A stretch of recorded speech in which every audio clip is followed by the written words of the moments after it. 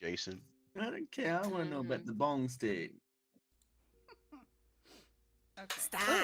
I want to okay. know about the bong stick. What kind of Okay. All right. hallucinogenics have we been getting on? I got it working. All right. I'm going to switch over Yay. Oh, right. and. The first thing they hear is about the bong stick. Excellent. All Better right. home. Switching over in three, two, one. Hello, everybody, and welcome back. I am your Dungeon Master, DM Disaster. We're going to get right into recap. Wiggum, can you please give us recap? What? Okay. So, start off last session with I believe we were there and we were waiting for the. She's not a hag, but the hag to introduce us to. We can make a deal with her. Uh, to. Oh, no. Back forward even more. We had to reunite with our lost child that wandered off under the stage. Uh, Me and Oren kind of wandered around looking for where she might be. Eventually, we just went around and under the stage. There, we found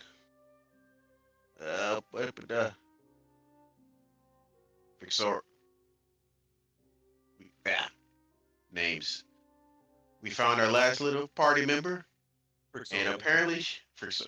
I, yeah, it's been a minute. My mind isn't what it used to be. We found That, Fixori that under body's the fixing. stage, surrounded by mannequins. Some had shadows, some didn't have shadows, but just mannequins. One of the shadows belonged to Gleam's sister. We weren't able to liberate the shadows really because we still had to kind of deal with the whole hag situation. We wandered back up the steps. Oh no, yeah, we wandered back up the steps where we waited for the show to start. As the show started, it wasn't really that good. Wiggum kind of threw some good berries at the performer, and then he did his own little performance where he had thunderbolts, shape changing, everything and everything in his performance, and it impressed the crowd fairly well. Uh, Fricksori also did her little performance where she did also fairly well, but didn't really have that much time until because the hag showed up on the stage. Uh, she was very interested in our party. She wanted us to stay forever, forever in all caps. We weren't really fond of staying forever. We just kind of wanted to make a deal and leave. She did not want to make a deal that we were happy with, so she just told us to leave outright. Uh, a little bit more conversing happened. It ended off with Oren casting a command on one of the performers who insulted Fricksori. The hag took that as an attack against one of her own, and then the fighting started. Uh, the fight went pretty well in all cases because Oren kind of AC tanked the person while the other person kind of threw fireballs, Wiggum threw great guiding bolts. It was a fun time. Uh, the fight ended with the hag kind of fizzling away, and then also the warlock who was also helping the hag died shortly after. Uh, After that, we inspected around, found the sister, found various other people that were still imprisoned by the hag, but not really, and we released them in quotations, or at least told them where their shadows were so they can leave rather than stay here, because we believe the hag will come back because we did not kill her in a certain manner. Uh, I believe last session ended off with us just releasing all the captives that the hag had and making our way outside of the castle.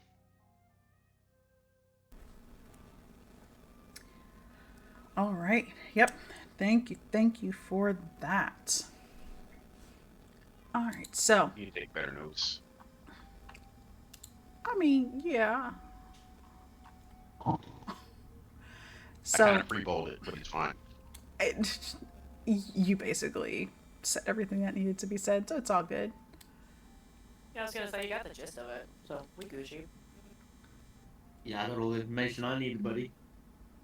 All right. I don't feel as bad now. So, we start off with Baxi. Baxi, Yeah. you have followed the others into the Feywild.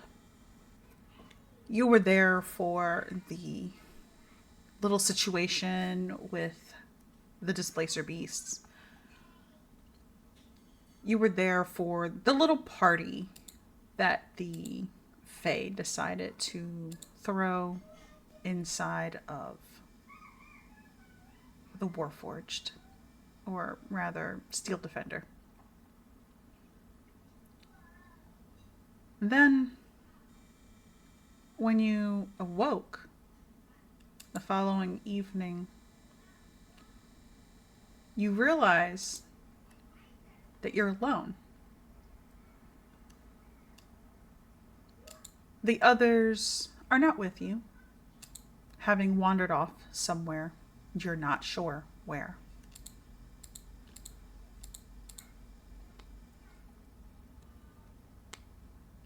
You've been traveling. You have seen many peculiar things. First and foremost, being a very large flower, a dandelion, that is traveling around with a bumblebee who he claims to be his wife.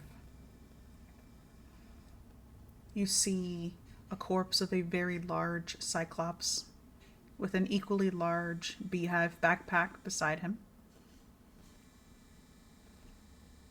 You see these small rock-like creatures, long, dreaded hair, also made of the same sort of material. It doesn't take long for each of these individuals to notice that you are lost. And not only are you lost, but you're missing. Like, someone has lost you. Not that you are just lost in general. You know that the carnival has many lost things here. Almost all of them never to be recovered. You see the others looking at you. They are confused for the most part. They want to help you, but of course, they're also in a state of, do we get involved? Is this going to benefit us in any way? Probably not. But it is what it is.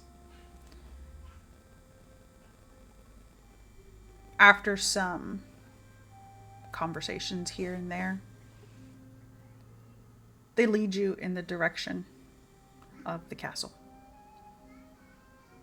And they tell you immediately that this is where you need to go. The people that you are looking for, the people that you have lost, are there. Or at least, you hope so. So you find yourself in front of a very large looking castle. Lightning cracks above your head every hour, following the same path, hitting these metallic poles on the mountain tops.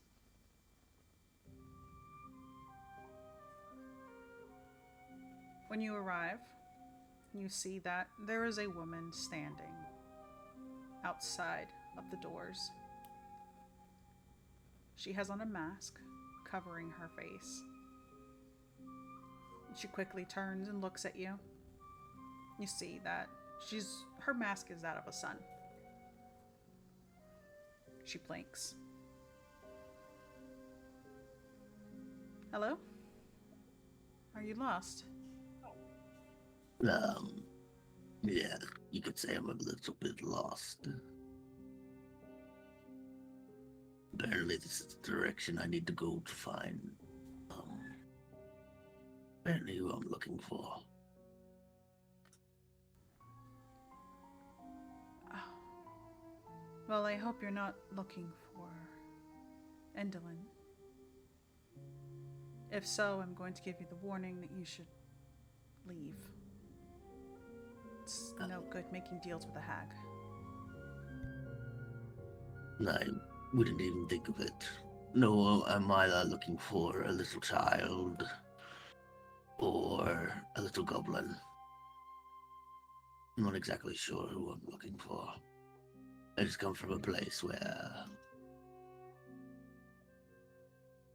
You know what, doesn't mind. Is there a little goblin running around here and a circus act to follow? There are many goblins. And many... One that carries a big staff. A staff. Yeah. I think I've seen... Are they traveling around with a machine? Yes. Oh, well, yeah, a machine and the machine's brother, I think. Yes, they should be inside. He's like, he sees a little bit of disappointment in Baxy's face when it realized it was this crew that they were referring to as who he's lost, as he was expecting like his family a little bit from the previous place. But he does quickly discard that. Thank you. And she nods. You can feel her eyes on you as you make your way inside. The door swinging shut with a very loud click. Inside, you can see chaos. People are running around. They are trying to make heads and tails of their situation. And a couple of them stop, look at you, and then carry on. They don't know what's going on. They don't know who you are. And at this point in time, you are not important to them. You hear, "Is everyone together?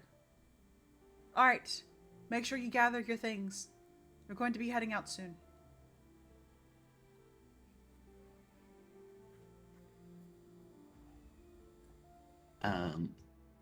I think with all the commotion going on, Baxy would like stop one.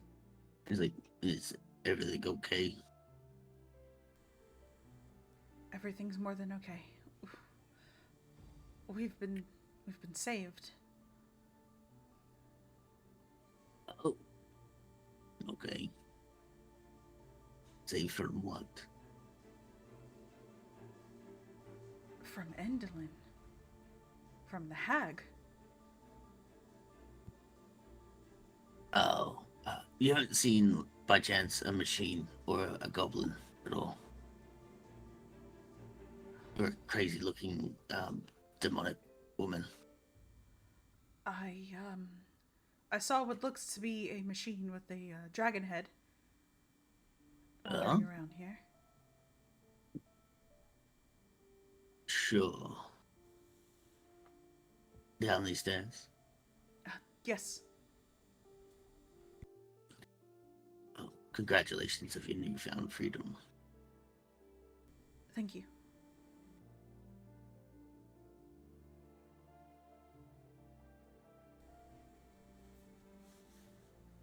So, at this point, you are making your way down the stairs.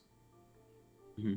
You hear more noises coming from this stage area. As you round the corner, you see that it's an open area, some sort of arena.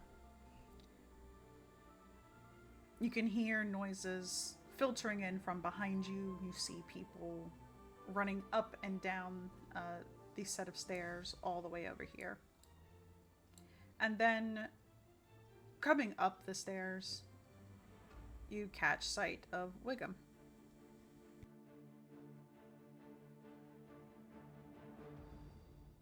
Oh, ah, good to see you, old friend. Where you been? Been lost. Thanks for looking for me.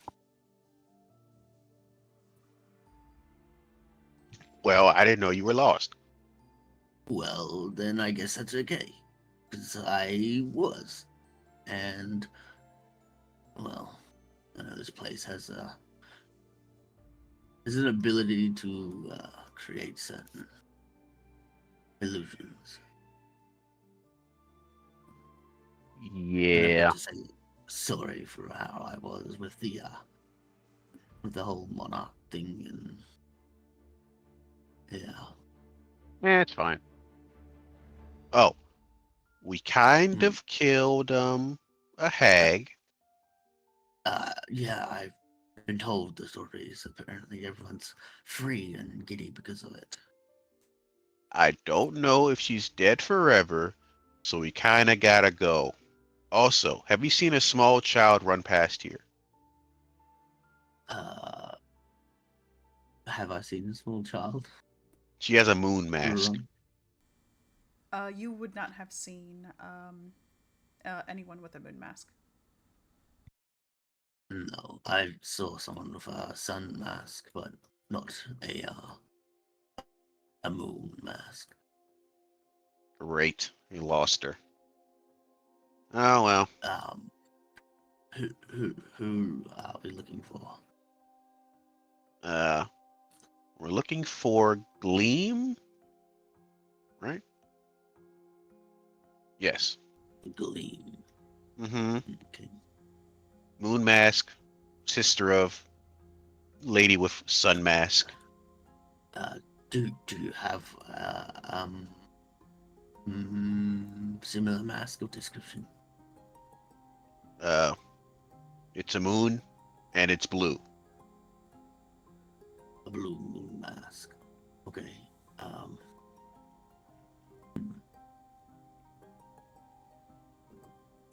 I don't really have any other description other than a blue moon mask.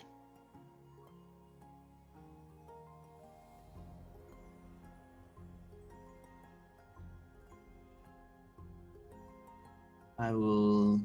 Well, I could probably cast a spell that can probably help us find it if required. Where are the others? Frixori was going after Olrin to make sure he didn't get lost.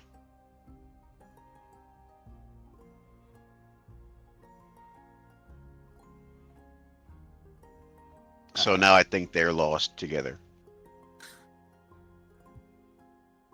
Right.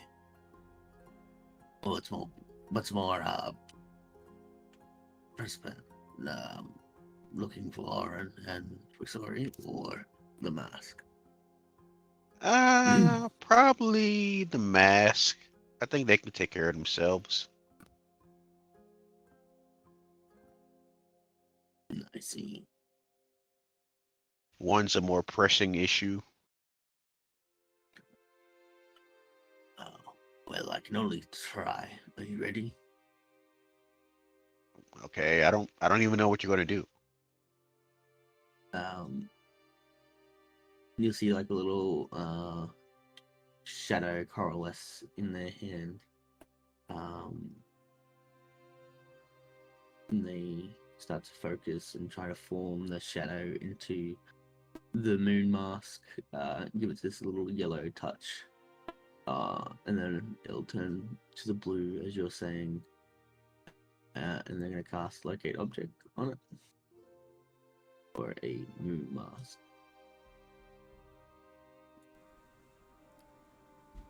All right, so you cast locate object, and this very faint trail shows up at your feet. You see it leading down the stairwell that Wiggum had gone to, or emerged from.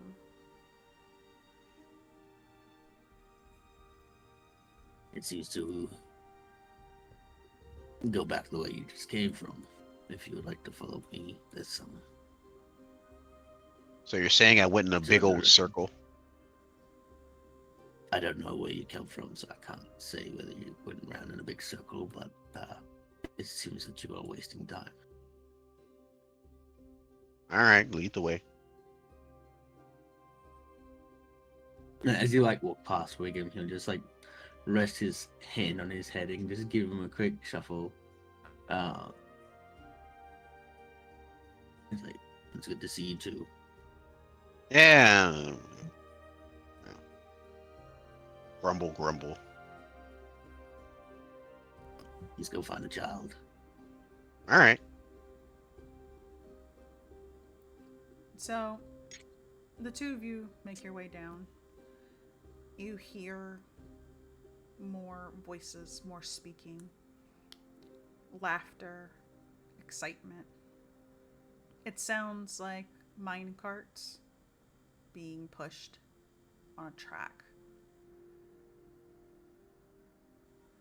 You can see that there are people in the lower level. They are gathering what they can, throwing it into one of the mine carts. And Wiggum, you have taken the back entrance to where the Brigannox lived.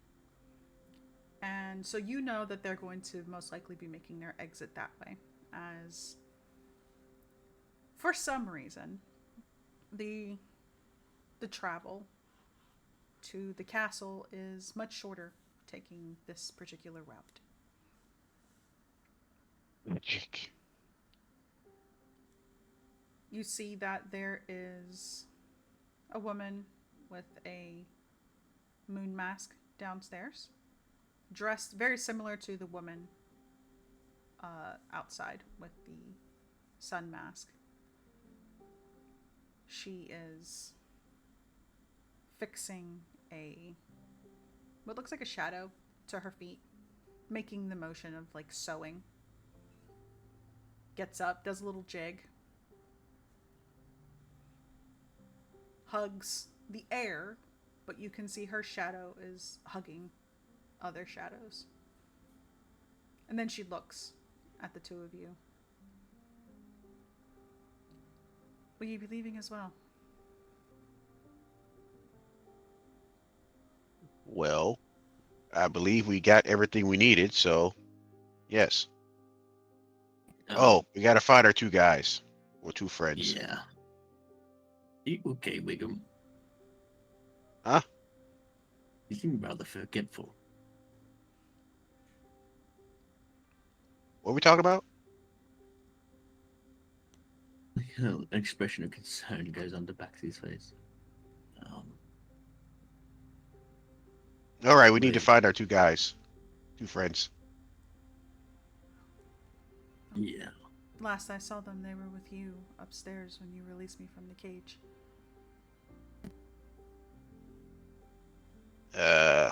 Do you want to come with us or just go outside? I have no reason to stay with any of you.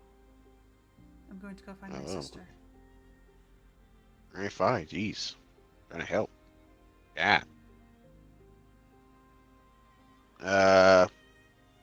She should be that way. Wiggum points in a random direction. He has no idea where it is.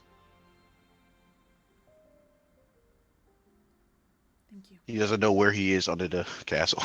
Mm-hmm. She nods and turns, makes her way through the tunnel with the others, leaving just the two of you down here. See, this is the storage room, the understage. Nothing here but old costumes, cheap props.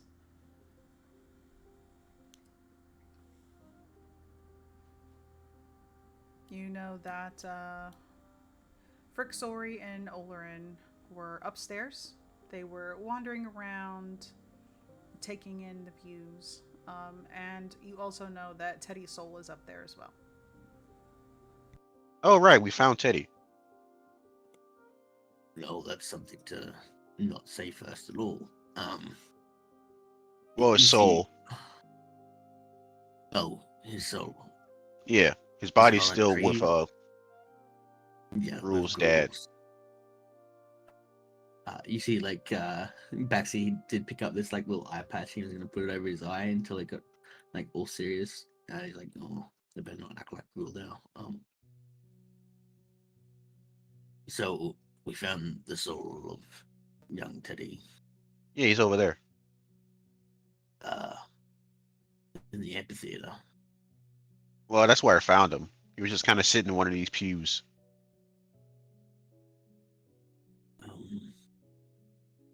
I don't know where he Okay. went though. Well, let's meet up with the others first. Then. You know what time it is now, Baxi? I do not. Looting time. Luton time. Ah. Looting time. It's a hag house, so it must have loot in it.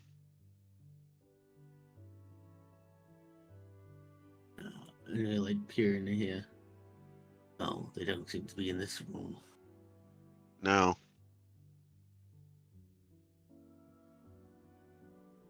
All right, next one. Is there any other dangers around here at all? I have no idea. Great.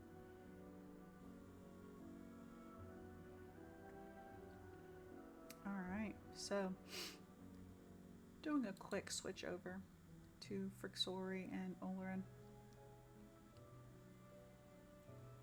Olerin, you have left the back room, having just released a bunch of people. You have taken a costume of a dinosaur, or a dragon, rather, and affixed it to your brother's head. So now you have this machine following after you with a comically large dragon head. Thankfully, it doesn't really need to see to get a sense of direction, but you do hear it kind of bumping into things here and there. Frixori, you also hear this as well as you're kind of wandering around. You know that Wiggum has gone downstairs and is now, hopefully, not lost or dead. I remember one of the last things that we did was dealing with the Bugbear brother. Was that already handled? Yes. Okay, cool. Then I guess after that, Frixori would be kind of making her way, now that she knows where Olerin is, making her way to go meet up with the other people. And just kind of getting a general... I guess maybe checking out like doors and rooms on her way down there. You know, oh, they're not in there. Okay, next one. Just nothing crazy unless she sees people. Nope. No people. The place, for the most part, is empty. You, having gone around and checked, you see that everything is empty. And she's gonna make some kind of comment of, you know, one broad's got a castle all to herself. Jeez. Selfish much. And just kind of keep walking until she finds people that she knows.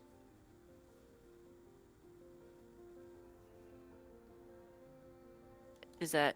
That's Teddy. That's Teddy. Okay. Oh, is he just following along this whole time? Yes. Alright. I'll kind of look at him then, noticing him following me.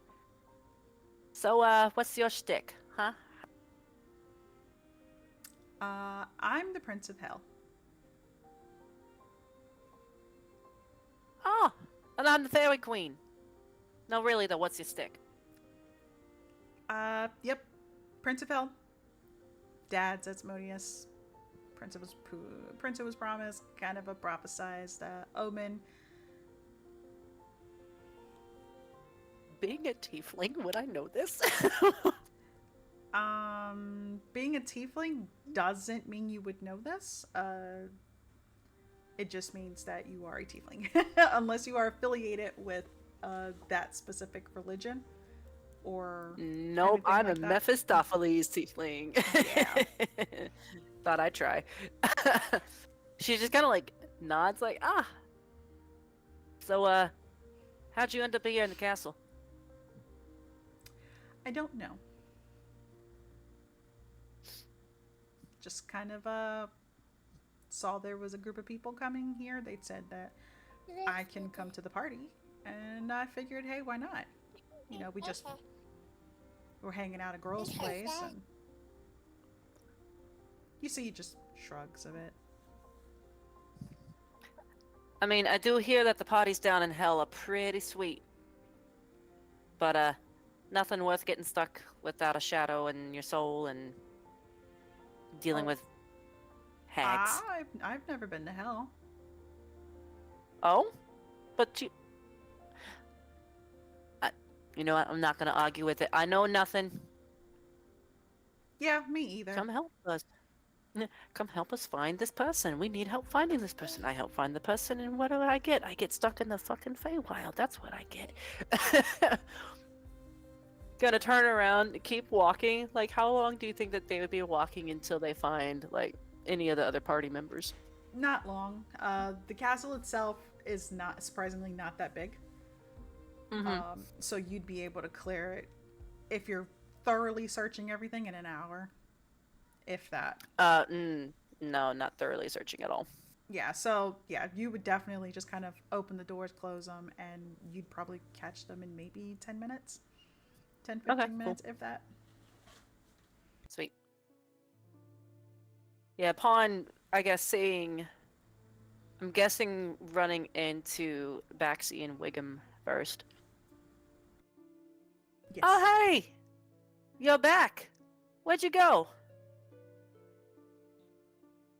Yeah, I'm not sure if you saw, because when you met Baxi in the other realm, he was in human form, but now he's in this form.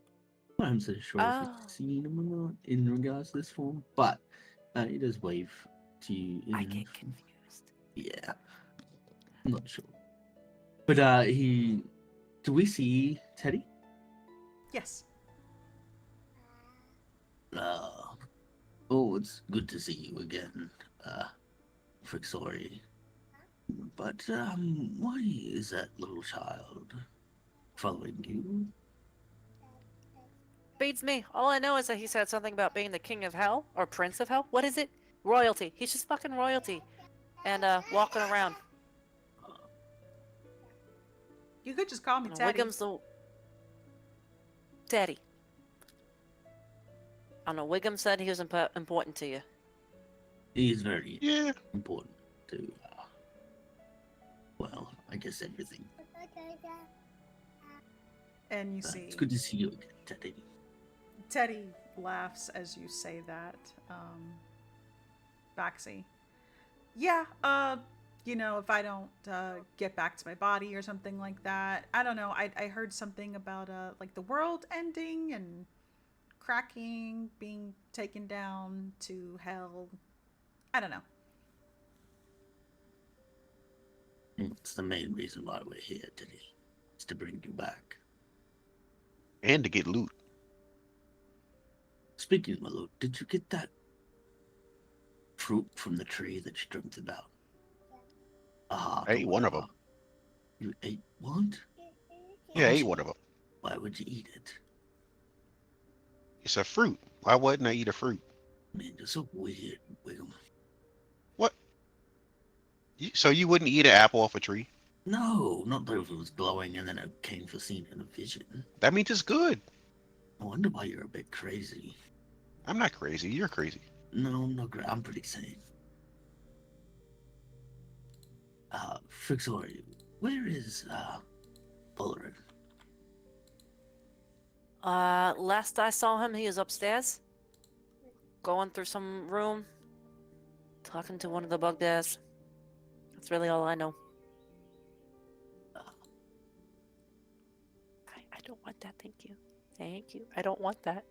Please, ma'am, no. She's trying to put half chewed up gum in my mouth.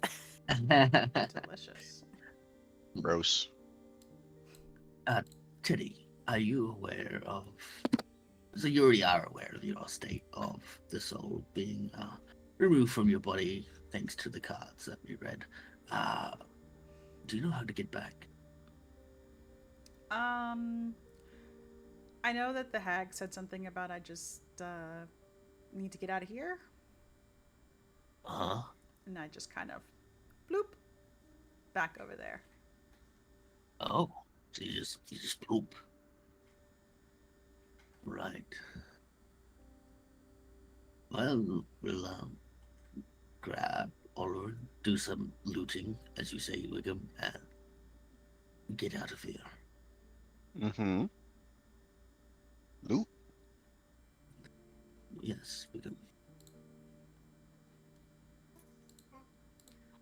All right, so moving over to Olorin. Olorin, you have gone upstairs, yes? Yes. You are upstairs in the tower, and you can see that you're in one of the spires. When you get up to the second level, I need to actually move you up there. I'm just gonna put you right there. Woo. I wish there was a faster way to just move you there.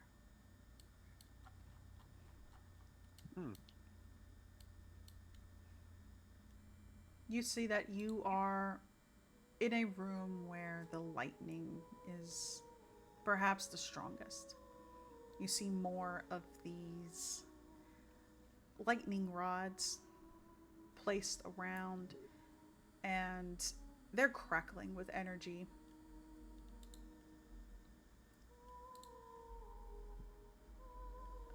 Let's see. Yes.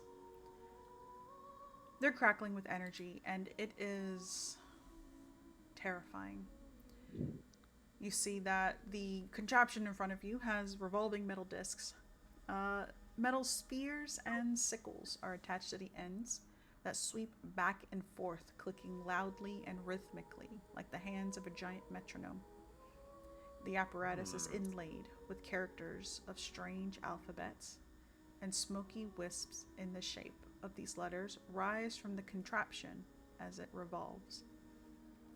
The whole device hums and crackles with lightning. Rising from the middle of the mechanism is an 80-foot tall copper pole made of 8 10-foot long lightning rods attached to the end. It extends upward past a ring-shaped gallery that forms the chamber's upper level, through a hole in the 50-foot high domed ceiling. 3 goblins, wearing overalls and goggles, use brooms to sweep the floor. They seem untroubled by the noise and your presence. Is there any type of, with my engineering background, is there any type of, like, something that looks vaguely like a control panel? Roll me. Let's see. I want you to roll me a investigation. Give yourself advantage. Investigation advantage. Well, that's just dog poo. It's a 13. You don't see anything that appears to be a control panel.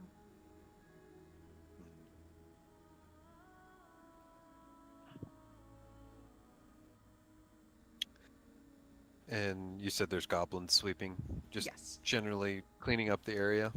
Yes. I'm gonna go up to at least one of them. It's like, what's that do? You see, when you approach, the goblin looks up at you, pulls out a cotton bud from its ears, winces a bit at the noise. That's, powers everything.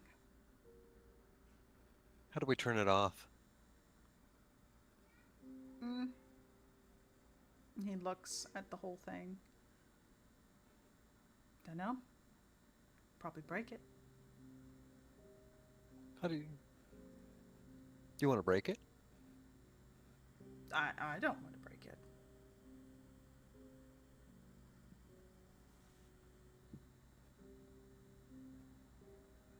Let's just call this scheduled maintenance. How's that sound? Roll me a persuasion.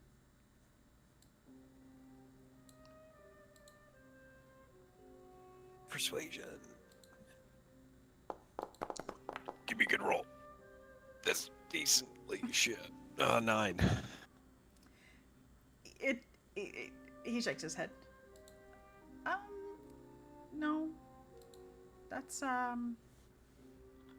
problems. For me. No problems for you. She's gone for now. Okay. But I'm gonna get in trouble. By whom? By Aes'Taldon. She's not here. But she will be. How long does it take for her to come back? Well, if she's traveling in by air, then probably an hour. Well, she's dead, so I don't think she'll be traveling anytime soon. Dead? What do you mean dead? Yes. My party killed her. You see that the others now look over. There's a brief moment where the lightning stops crackling. And then you see all three of them just drop their brooms and start to make their way to the stairs. How do I break this? Just Control panel. and they shake their head. None. Just hit it with something. Okay, I guess I'm just gonna hit it with something. Pull up my stat block. See what I got that I can hit it with. Okay. So at this point, while you're doing that, the three of you down on the stage floor take a moment. You are conversing, catching up, and you see heading out of the castle are 3 goblins in overalls. You see they occasionally look back behind them, look around a little concerned, cautious, but they proceed forward. And once they get close to the exit, you see that they just start running.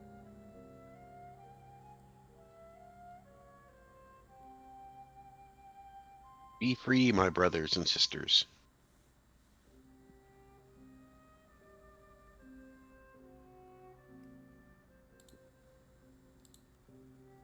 Alright, so, Olorin, have you decided what you're going to do? I have smithing tools. Yeah, I actually also have a hammer, and a crowbar, so I'm gonna try to just do it the old-fashioned way. Okay, can I get you to make me a DC 15 deck save?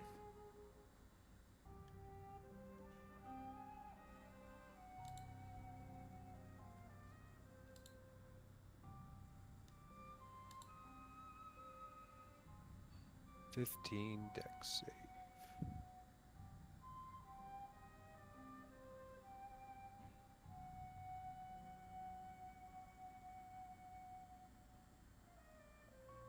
Give me a second. I'm reacclimating to. Is it just this normal? Ah, there it is.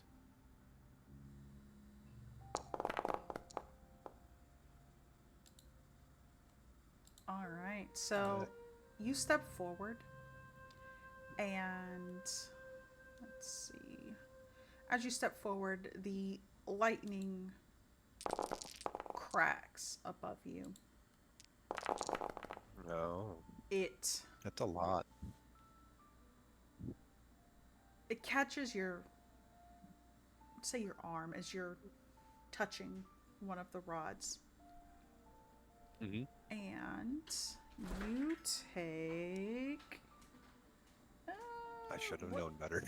Yes. Yes. Dodge, you fool! Dodge. Let's see. It's kind of hard to dodge lightning, my guy. Just react quicker. You take You're right. You're right. half of 47, so that would be 23. 23. 23 damage. Lightning damage. Oh my gosh. You downstairs, all three of you, you hear what sounds like something being charged up and then that energy being released. You kind of hear a noise, like a humanoid sound of, you would assume somebody being electrocuted from up above.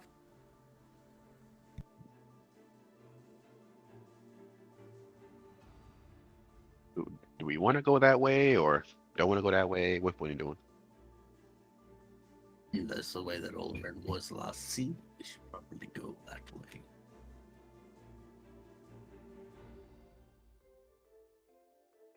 Who wants to go first?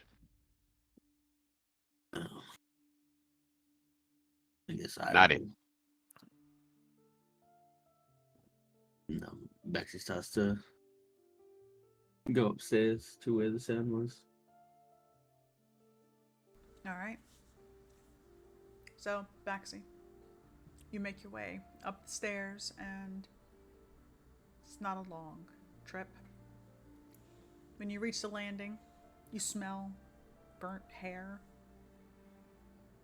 You see a very large machine standing kind of in the hallway, not blocking it, but definitely blocking your way.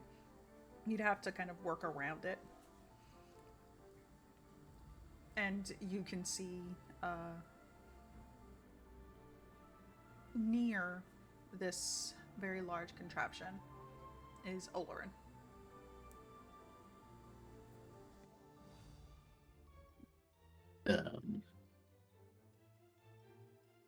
Do I see Olorin's Warforged being with him at all? Yes, that's the thing Like that a was zero? blocking you. Oh. Excuse me. Olorin, are you okay? Oh, wow. You smelt burnt toast? Hey, careful, buddy. Give me 1 sec. Kiddo's going to bed. He's Look looking back. kind of crispy. Yeah, he looks almost frazzled.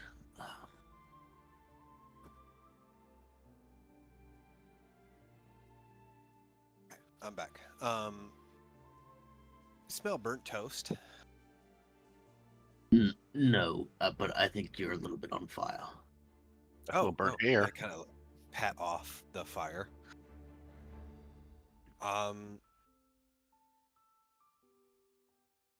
You got any spells that could take out a contraption. That could take why are we taking out this thing? I don't know. I feel like it needs to go though. Hmm. I don't really have contraption destroying spells. Yeah. I don't even know what those are. Anything that's very forceful. Uh, the best thing I have is lightning, but I think it won't really do that much. Hmm.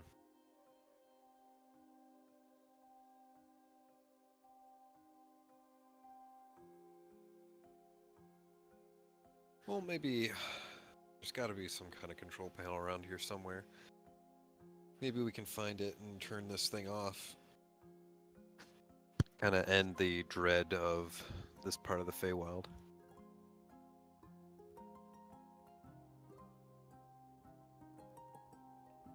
Um, Wiggum looks around for a button, switch, anything that might turn this off. Roll me investigation. Well, all right. Open. Balrum's gonna see Wiggum look around, and I'm just gonna act like there's a control station in front of me, and I'm just gonna push a button, like in the act of doing it.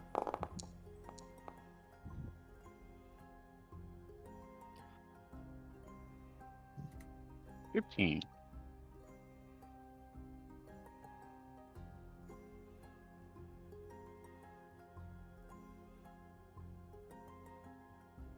You steer clear of getting too close to the center. You walk around, you look at the walls. There's nothing on the walls, it's very smooth stone. Nothing on the ground, no contraptions. You see Olerin watching you and then doing the motion as if he is pushing a button. The machine is still running. What are you doing? I figured since your goggles or your binoculars worked, maybe pushing a button would turn it off? Oh, you mean my Maybe a hand lever? oculars? Yeah, your hand oculars. Yes, yes, yes. Are we all here for this? Because I was gone for a little Yes. bit. Are we all together? Okay, cool. I guess Frixori can look around too. She's got a pretty decent investigation, Alright. if need be. If you wish to do one, you're welcome to. Yeah, I think a lot of again, I missed a lot of stuff. So she's probably sitting there like the stereotypical like pinky in the ear, just like not really listening. Um, and then hearing things about turning the machine off. Oh, off! I can do that. And yeah, she'll look around for like an off switch or if there's wires or anything like that to turn it off. Alright. Same thing, roll me a investigation.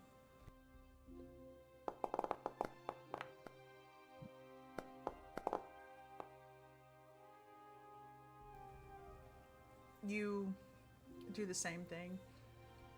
You start looking around and smooth walls, no contraptions, no machinery. The machine itself doesn't have anything on it that from where you're standing you could feasibly see as a control panel or an access panel, buttons or anything. Does it seem more powered by magic, possibly? You can assume so. Okay.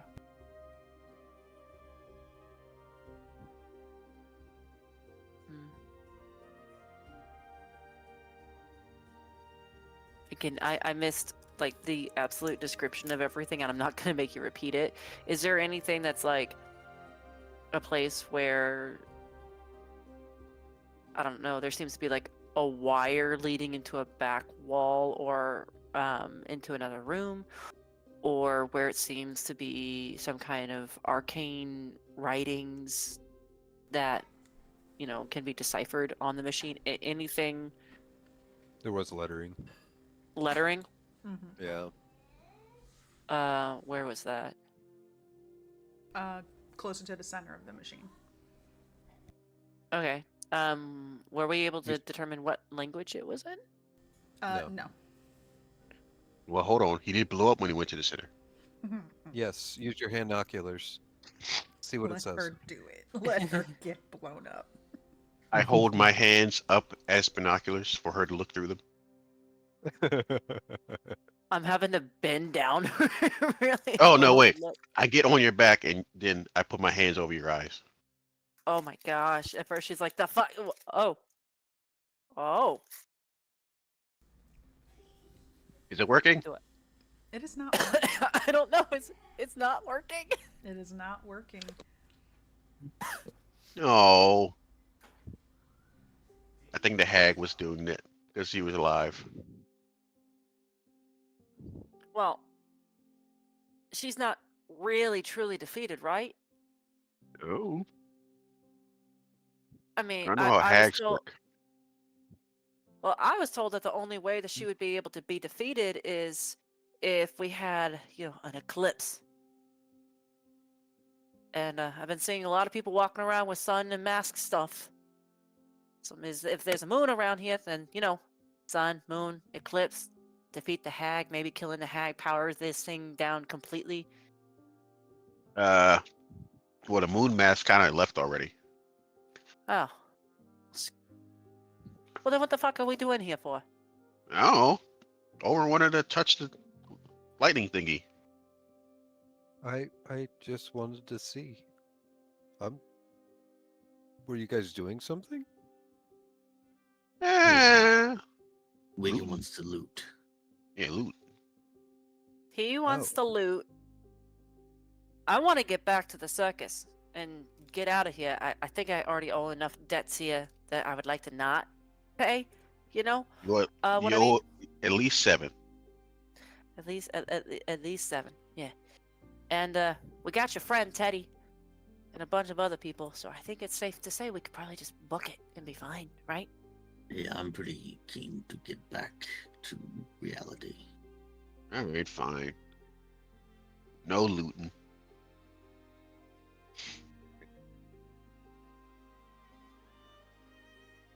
Olerin? Okay.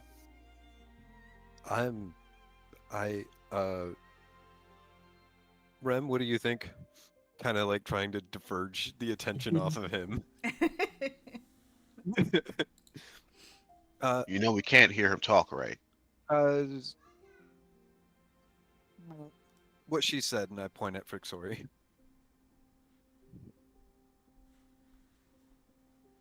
So leave it is.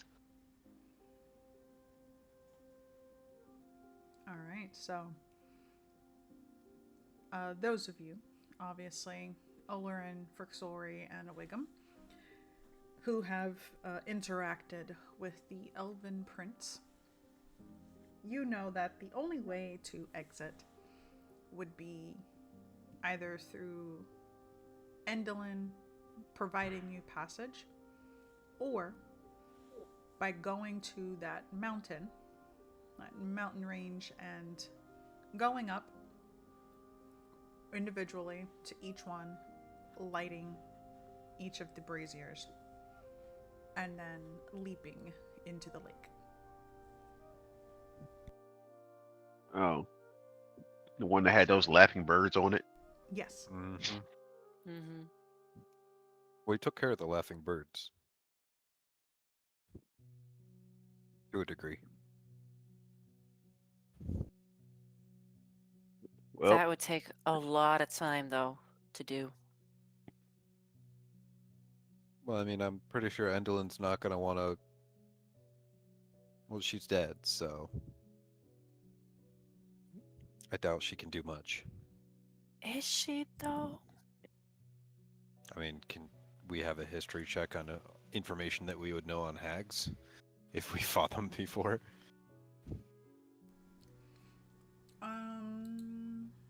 You don't need to, because the others in here have told you that when you said that Aes'Taldon was killed, They laughed at you. And they said, no, That's right. she's not.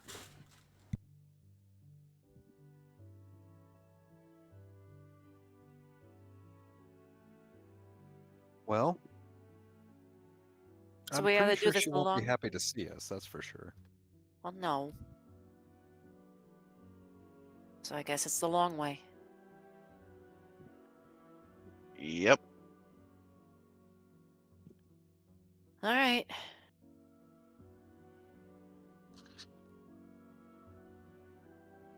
I'm not opposed if a little bit of mountain traveling.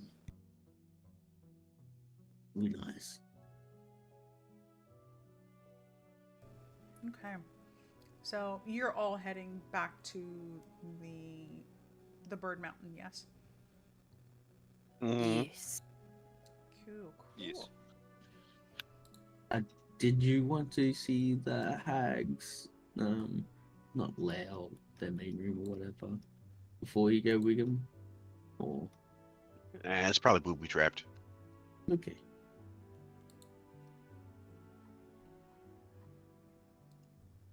Okay. So you make your way out of Endelyn's home. You travel the rest of the way, and all the while, it takes you, say, like a good hour to head back to this lake. You know, because lightning shoots across the sky again. And the three of you have come to an understanding that this is telling time. When you arrive at this lake, you know that it's going to take you roughly 8 hours to work your way up and down to light each of the braziers. Wiggum, when Yes. you arrive here, you're all beginning this trip. You're heading up and down, lighting the braziers. And when you get to the third one, it almost feels like each one being lit, it's like a weight on your chest. Ugh, You can that feels so feel heavy. not, let's say, something akin to anxiety.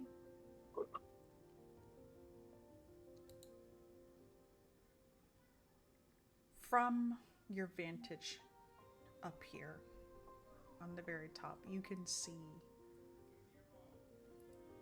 further off into the distance that there are glowing lights on trees. And it almost feels like you're being pulled there.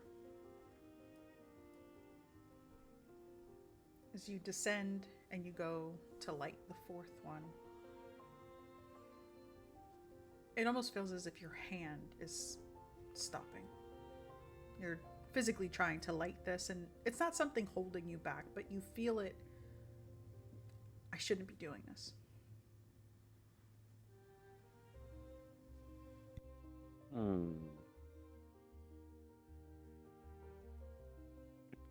Does it seem like I should go to the lights first type of deal? Looking at the lights, it feels right.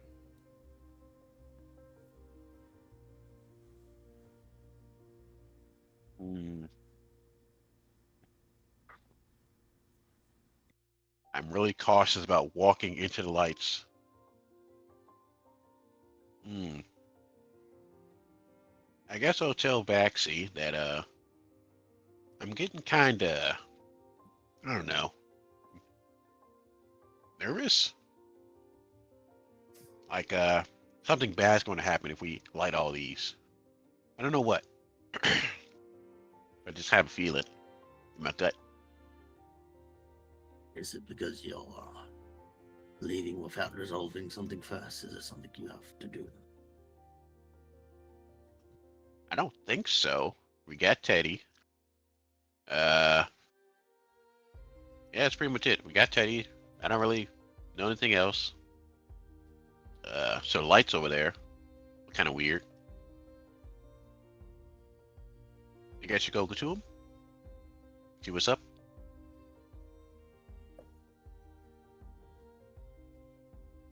Hello. Yeah.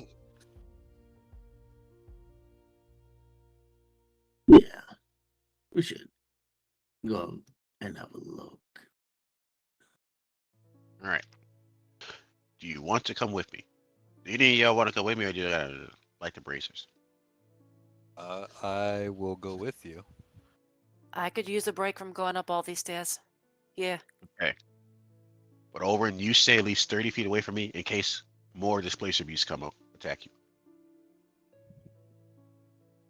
But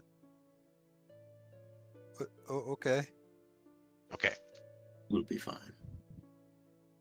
I don't know. That was a lot of them, and it was one big one. And they didn't hurt us. Well, I mean, we What? could always just offer you up to them, and then we could go about our merry way. And as she's saying this to Olerin, she's just kind of like grinning, very jokingly. It's not a bad idea, Victoria.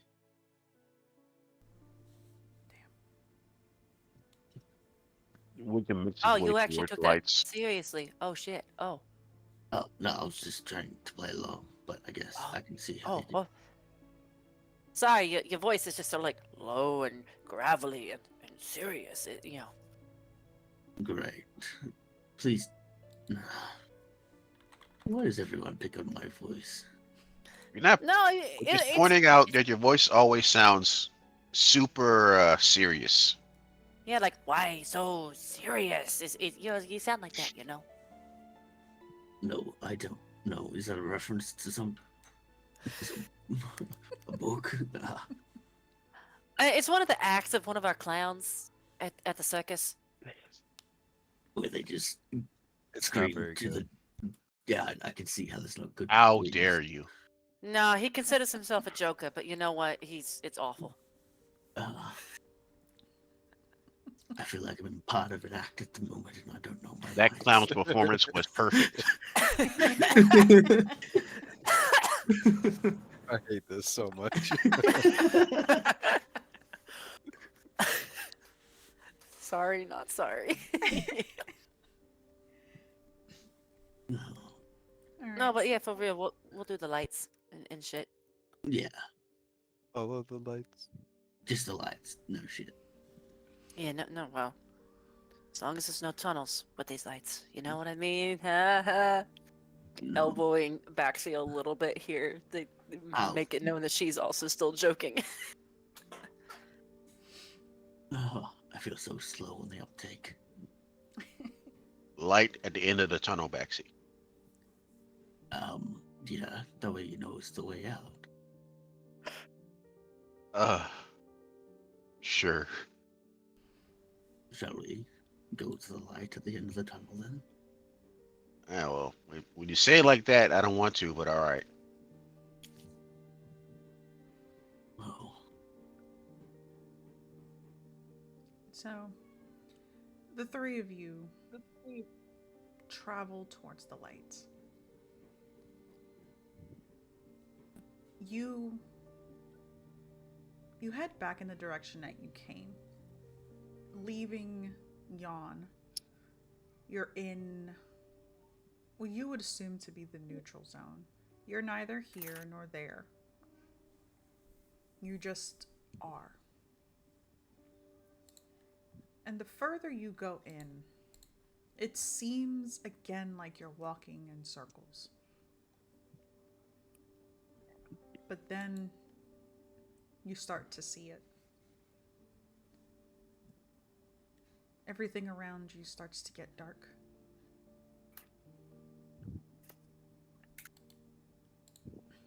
and you see that these trees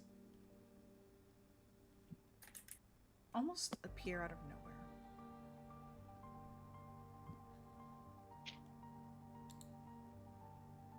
The fruit that is on it, glowing softly.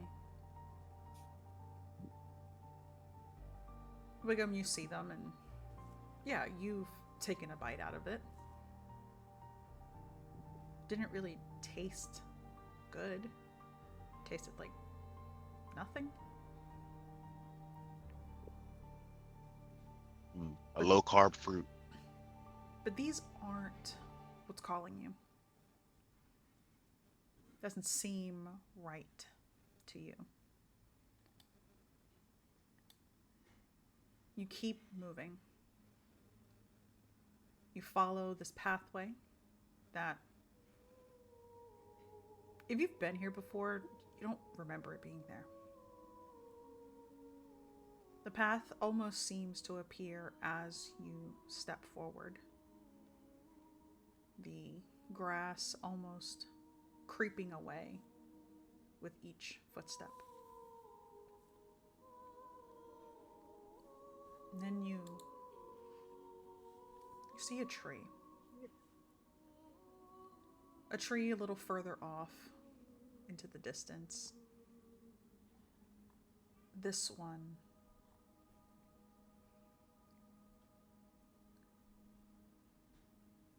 pains you to see. All of you feel some semblance of sadness when you see this particular tree. It's very large and very beautiful like the others, but it is withered, almost gray, bare from any foliage. And there is a single fruit hanging from it. Wiggum, when you step forward,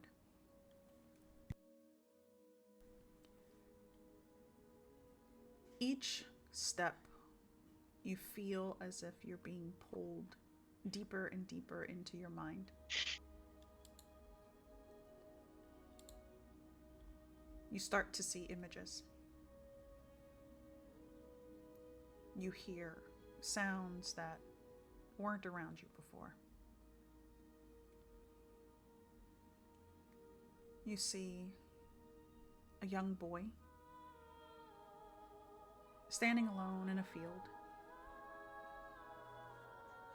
has his head faced towards the sun. He smiles. You can feel the wind on his skin. You see him running around with a stick in his hand, chasing butterflies.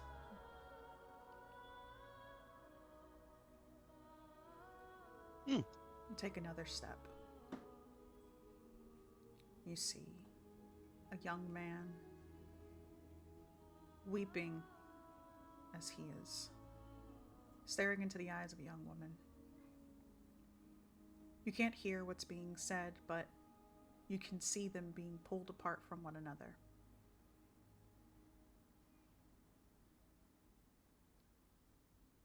And then you see a warrior. Tribal.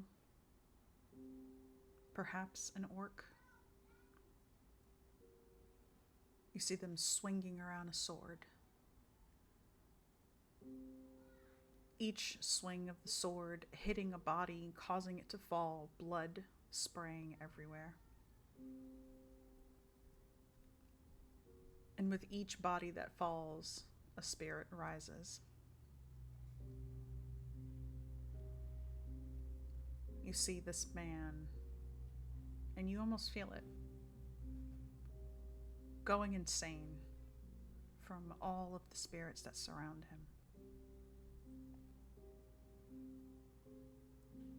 The image quickly fading as you take another step. You see that there are bards. They are at a bar together, drinking, laughing, playing. And you can feel that one of them is pretending. He's happy. He's happy to be around these people, but deep down, you can feel that he's struggling to fit in. It switches again. You see an aging scholar sitting in the ruins of a building, surrounded by books.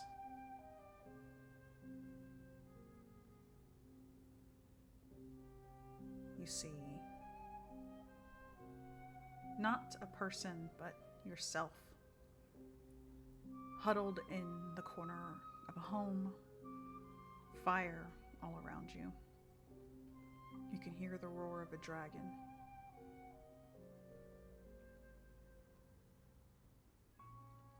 Another image in your mind. You see people running freely, you among them. Everyone dancing, laughing.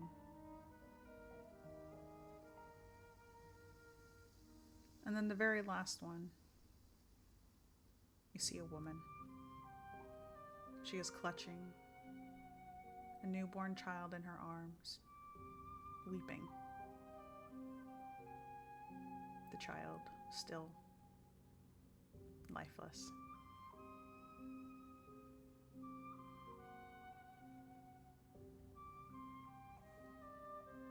So, in all these visions, because I'm thinking the ones where it was a young man getting torn away from his lady. Thinking that might have been Baxy's backstory. The child might have been Teddy. I think the orc was Gruul, killing things and then going crazy afterwards. Not really sure about the other guys. Well, yeah. We've just kind of taken it all in and Roll me an insight. marching forward. Insight. I'm alright at that.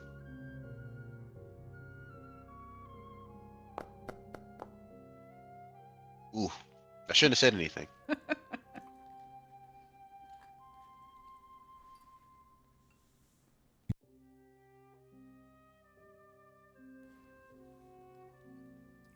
So yeah, you make this assumption as you continue closer towards this tree.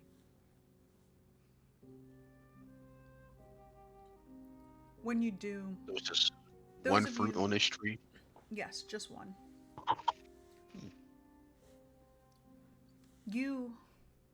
Those of you outside, you see Wiggum. As he's walking, it almost seems like a mist begins to surround him. You're all always a couple of steps behind him. But it seems the further he goes, it's like he himself is changing form. First, you see a child. Then you see a young man. You can hear the screams, the cries of anguish. You see an orc. You see a bard. You see an old man. You can smell smoke. You can hear the crackling of fire.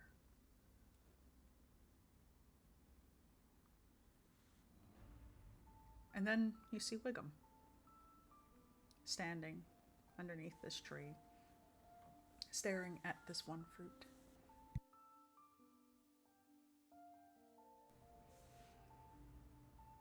Wiggum, You hungry, buddy?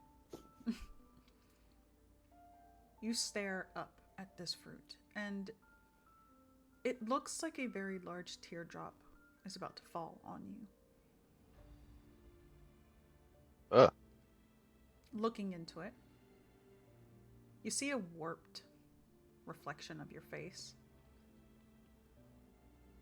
And then you see the life that you are currently living. Albeit short, you see your time before you entered that temple. And then you see yourself traveling. You see Gruul and Teddy and Baxi. You see yourself in that very first temple. You see Oz and many other adventurers who have crossed your path but have gone their separate ways.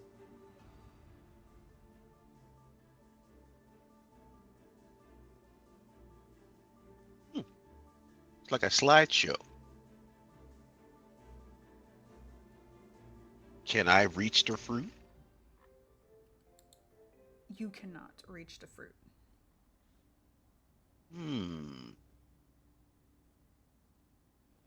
If he sits on Rem, can he reach the fruit? Hold on. You stay away from me, metal man. Wiggle's gonna try to climb the tree. You try to climb this tree, and as you begin to climb up the trunk, the wood itself begins to crumble as if ash. You feel this pain in your body.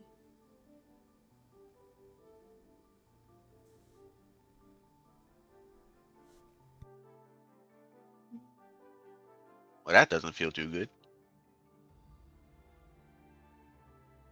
I'll cast. Let's just try healing word on the tree. It does nothing.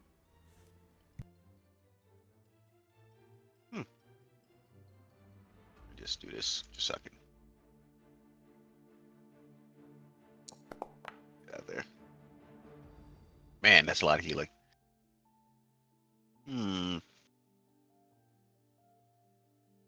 About how high up is the fruit?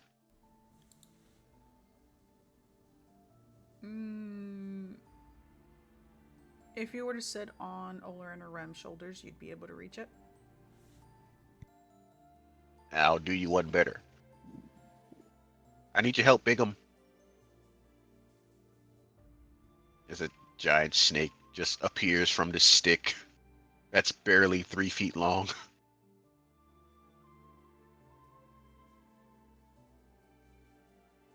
And I will use Bigum to lift me up to get the fruit.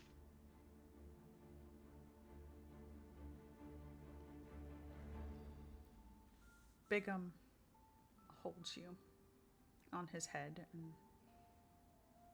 begins to sit upright. When he does, you can grasp onto the fruit.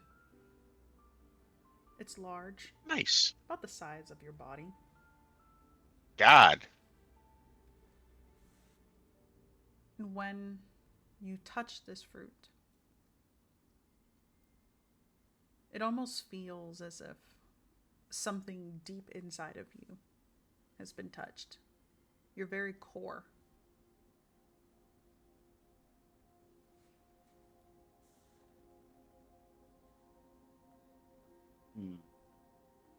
I feel like if I eat this fruit, I'm eating myself. And what's the worst that can happen? He's going to take one bite out of the fruit and see what happens. Just a nibble. Just a nibble. See what happens. You take a bite. It's a little painful. The taste itself not pleasant, but not unpleasant. Spicy. You hear a rumbling in the trees. Gotta go. Bigum immediately turns back into a stick, leaving you clutching onto this fruit. Wiggum, Fred Flintstone's down Bigham before he turns back into a stick. This would have happened. It would have happened instantly, so you wouldn't have had time to do that. Oh, not my Fred Flintstone. Um, Wiggum picks up Bigham, puts him in his backpack so he can have both hands to carry this him-sized fruit away from the tree.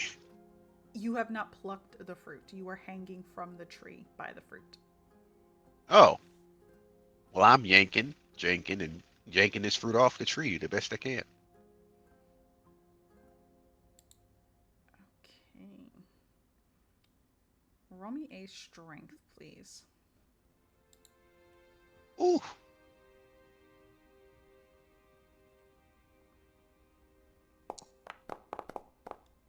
Six. So you are trying to shake this fruit off using your own weight, but it seems to be holding fast. The tree rumbles again. All of you can hear and feel this.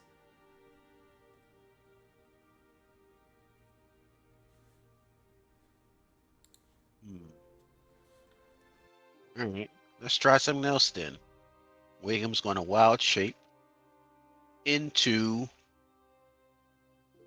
I guess, a brown bear, just so you can grab the fruit with more weight and try to pull it off. All right. The moment you shift into a brown bear, you and the fruit fall from the tree. Nice. You hit the ground. You don't take any damage, essentially. It's not too far of a fall for you.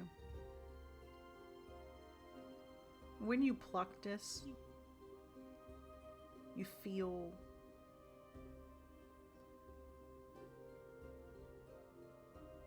not fear, but some level of concern.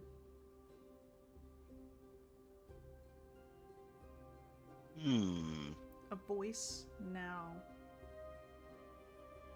appears in your head. So this is it.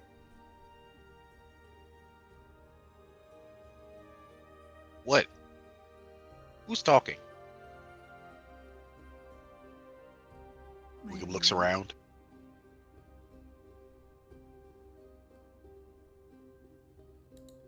Hold on. One of the many yous. Oh. Huh? I'm me. I'm all the me's. You are we.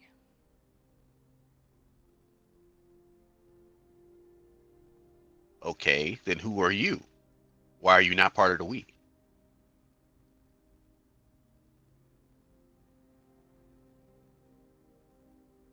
I have one task. And that is the end of my life. I have sat here for eons, waiting.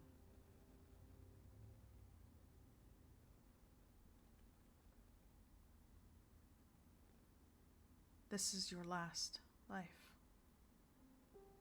Our last life.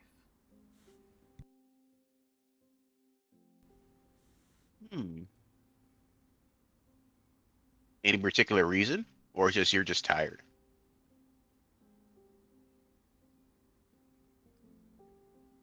The gods have created us. And you can almost feel in your mind as if it is giving a general sweep to the trees. They have given us a task. One tree, one person, many lives, but all to serve one purpose.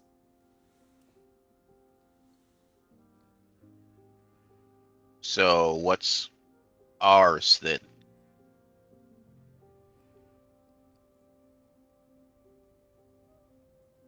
We are to right the wrong, and we are to restore order to time. Oh, that sounds hard.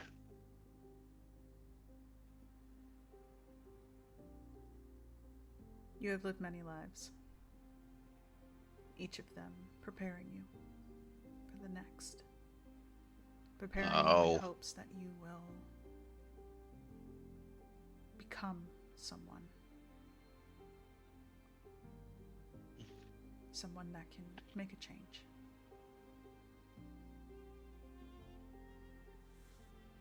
I'll have you know, I've been a lot of someones. I was a something one time also. Yes, we know.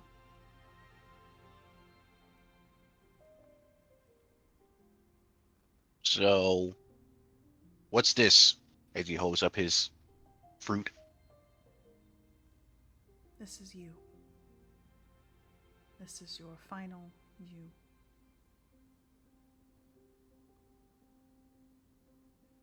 Is You it take bad that I ate a little bit of it? It is not.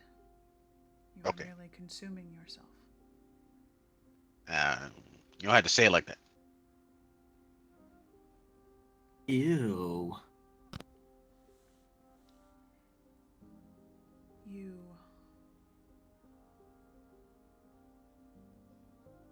You have a decision to make. All right. Consume the fruit. Give up this affront to time, to the gods, and live this one life as intended. Fulfill your purpose. And without you realizing this, your body turns to face the others. It's almost as if the tree is looking through your eyes.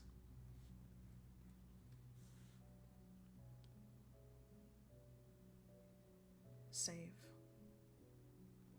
Save them. Save the others who are innocent.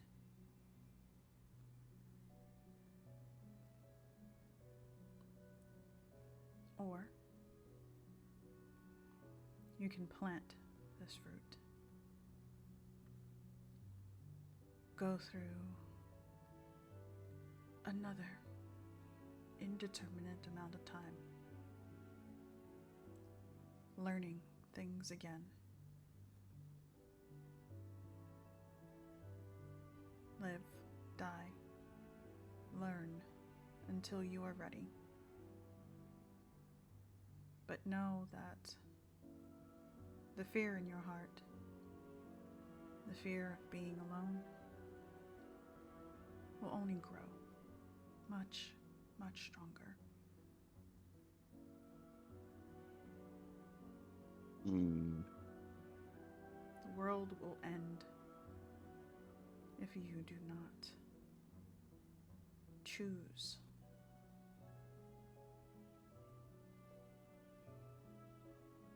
Oh. Can I confer with my lawyer? Just points to Baxi.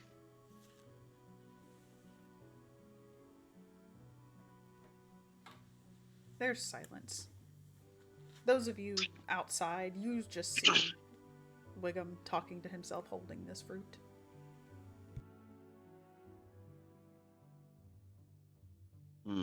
Yeah, he's definitely So crazy. my Just- options just are He took a bite. Is he high? Does that fruit make you high? Monkey fruit. options.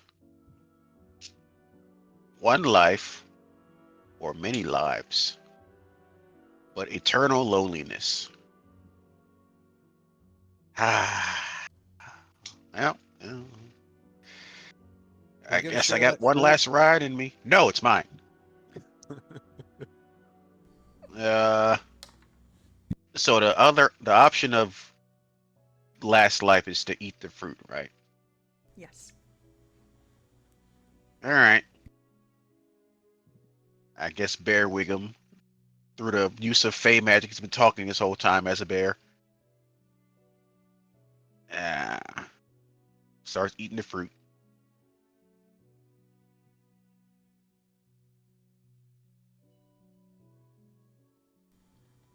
And so you eat this fruit. Uh-huh. You are watching as all of you. You're watching as Wiggum, in his bear form, is eating this. You see that with each bite, the glow begins to seep out like honey, covering his paws, his fur. Gross. Wiggum, the more you eat, the sweeter it becomes. It feels as if every missing piece of you is slowly being put back into place. What little memories you had, remembering here and there, lives that you've had, each of them are now coming back tenfold. You're remembering from the moment that you were born to the moment that you died. Each and every single life that you have had for as long as time has been. All right, then. Wiggum's going to make a nice, good old wisdom saving throw. If I roll less than 10, he's going to be out of it for a minute. Just a little bit.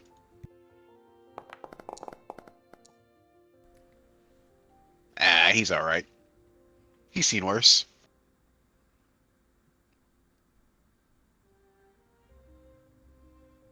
When you get to the center,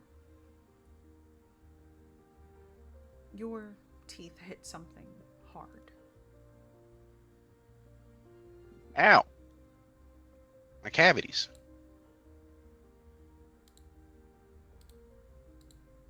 You pull back. You look. And you see in your paws a heart. Hmm. Do I eat this too? The tree is silent. You're not very helpful, me. Uh, about how big is it? It's about the same size as a normal. I'm gonna say probably a little bit bigger than your own heart. All You're a right, well, goblin, I'm a so bear right now. your goblin heart. Hmm. So it's a little bit bigger than that. It can fit in your paw. Hmm. Um, say the same, roughly the same size as the one that Grohl had and the one that Teddy had. All right. Wiggum's going to open his mouth as big as it can get and try to eat it. This tree is not helpful at all. Okay, me. Roll me a Constitution save, please. You got it.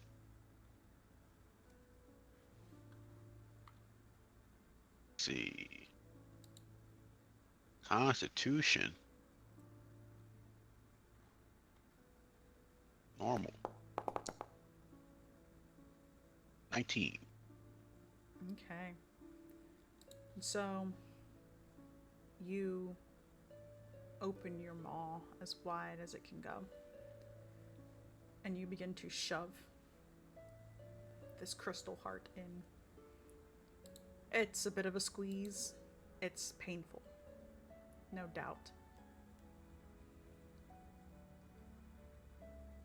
But it almost seems as if once you get it into your mouth that it shrinks a bit. and then you can almost swallow it. You all see a lump in this bear's throat as this heart begins to slide down.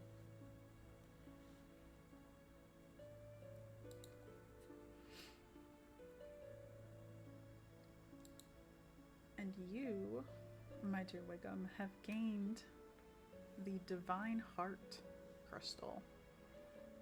I will be sending you that information. The first heart of the campaign. Okay, you better not leave the campaign in the next 2 weeks. Hey guys, I'm out. It's the Oh, cursed no, heart. no. It really is.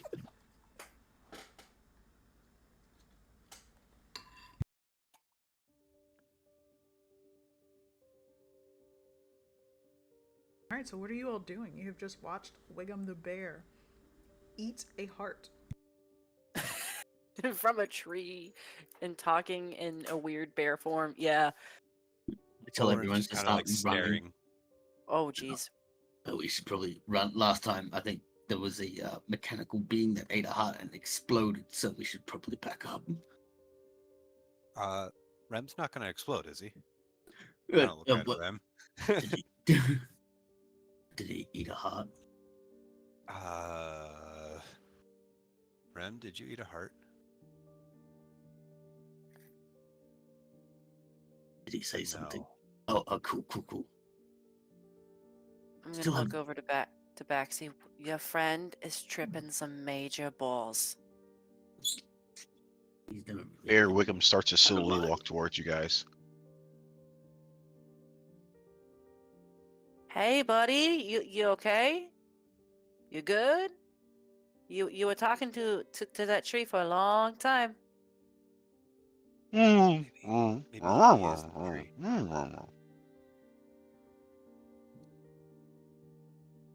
Can you speak bear? I can't speak bear. I can't speak that.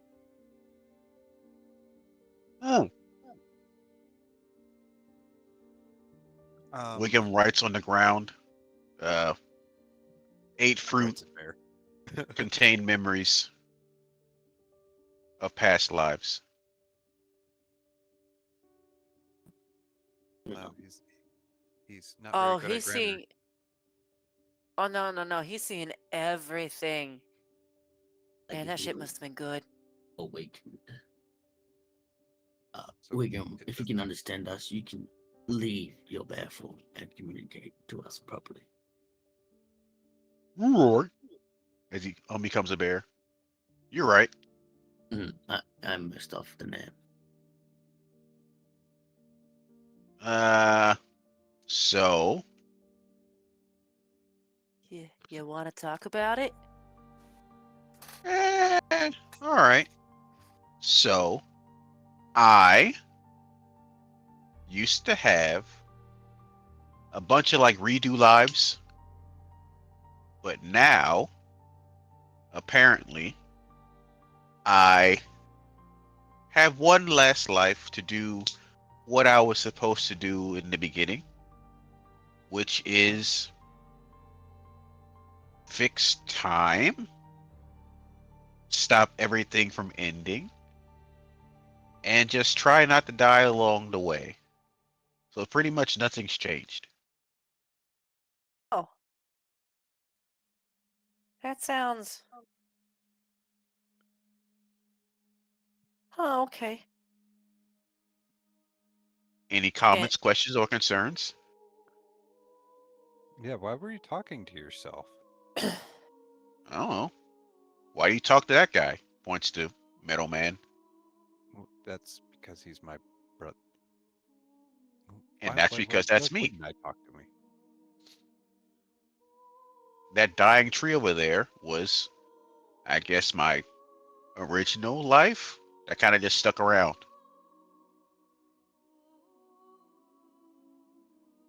And now it's dying. Because that's my last one. So then, what happens if you stop time? Like, Not what stop, happens? fix. fix. Stop. Mm-hmm. I. Fix. What is it a fix though? Mm, there might be someone or something that's stopping things from happening the way they're supposed to. I Well, don't I think know I have an what idea. is happening, but I've been tasked to try and fix it. Well, maybe we need Is to destroy the tower. The lightning that's been telling our time.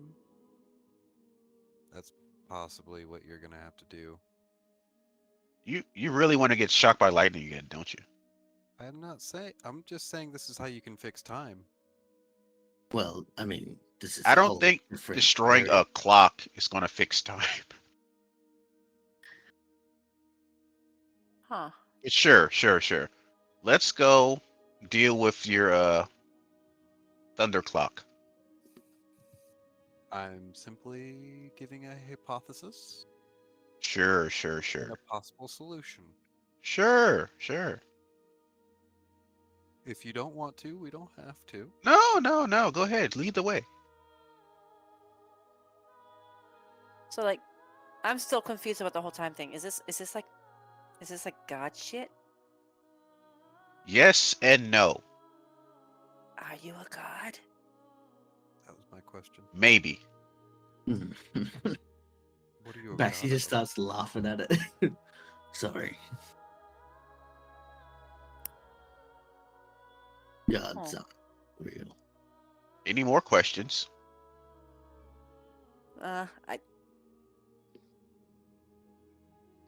I guess it just kind of sounds like maybe Olerin and I signed up for more than what we were expecting. We were expecting Simplicity?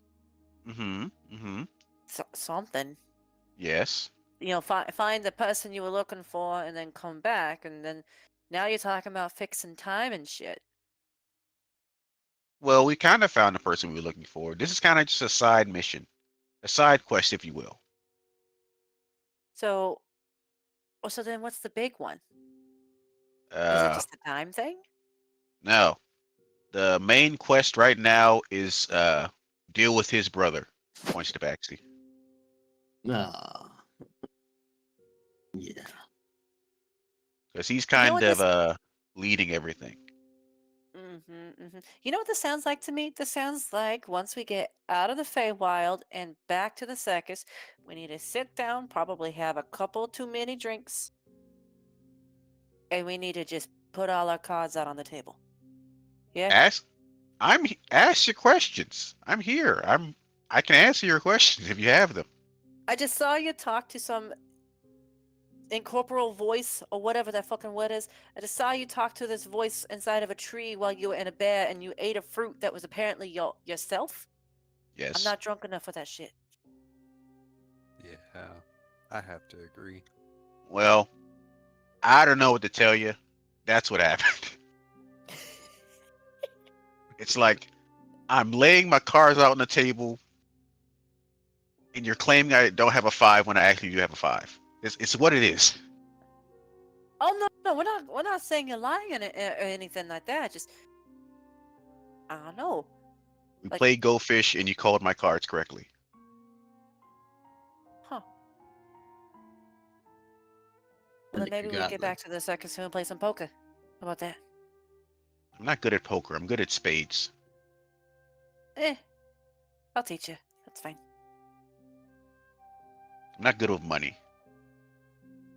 Clearly. I like having money, but I'm not good with money.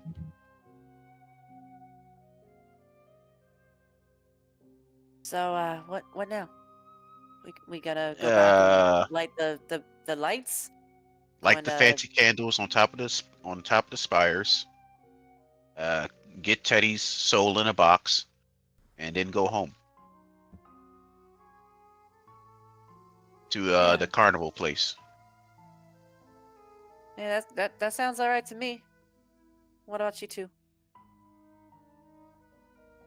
Looking over at Baxi and Olerin. You do know or realize that Wiggum and I aren't from the Feywild. We will be returning back to where we originally come from, eventually. I mean, we're not from the fucking Feywild either. So we'll be Yeah. going back home. And then, I won't be going back home, but I'll I- be continuing my time in this country. From the sound of it, you said you were more interested to get back to the circus, which sounded Well, like their your stuff's home. there. Yeah. yeah, Well, true. our stuff's there. And then, I don't know. I've been at the circus for a while. Could stand to get out, stretch my legs. Want to know exactly what I'm getting into, though. There is a war brewing. Do you want the whole rundown or like the Spark Notes version? Like I said, whole rundown with lots of drinking. Oh well, I don't really have any drinks on me, so I guess we gotta wait. That's what I'm talking about. We get back. Okay. Yeah, I don't know. Yeah, Jesus. Oh, I'm That not. bit- I'm not upset. No, just All right.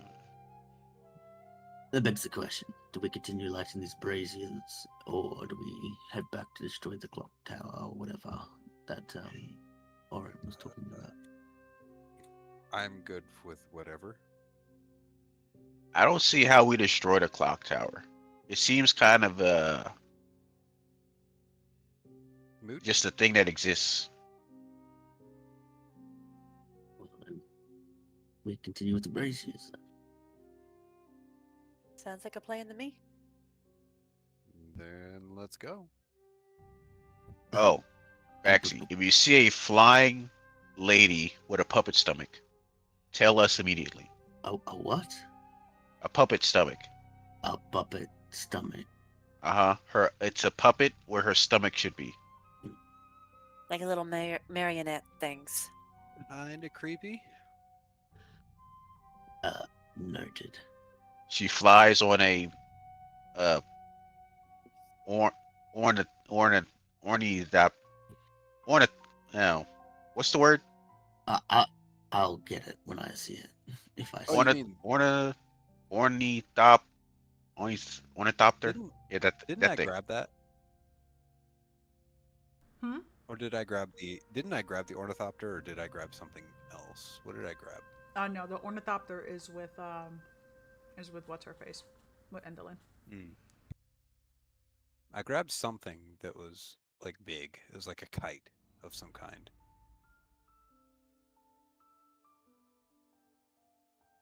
I don't remember. I'll Never go mind. back and check the notes. But yeah, so you all make your way back through the woods, back to the lake. Thankfully, not much time has passed. So only 2 of the braziers are still lit. As you know, each of them snuff out after a certain time has passed. So spending the next couple of hours going through lighting each of the braziers. You'll stand on the final one and you look down.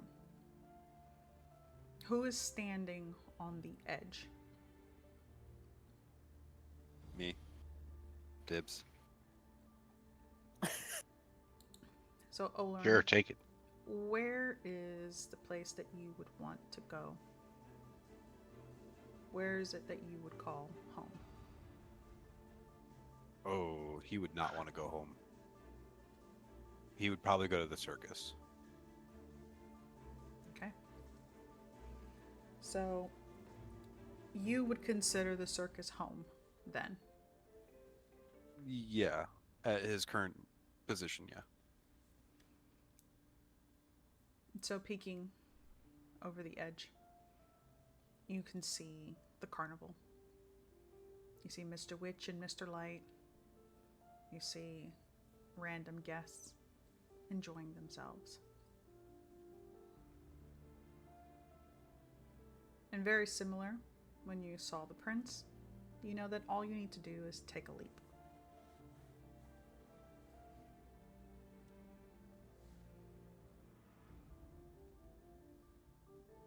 Come on, big guy. Cannonball? I'm gonna jump with Rem. Cannonball into it. Okay. And so the two of you watch as Olerin and Rem cannonball into this lake. You know that you don't have enough time to contemplate. Whoever opened the portal, whoever looked over it last, is the one who gets to go home. And you can either wait till all of the braziers go out and relight to go home, or just follow him.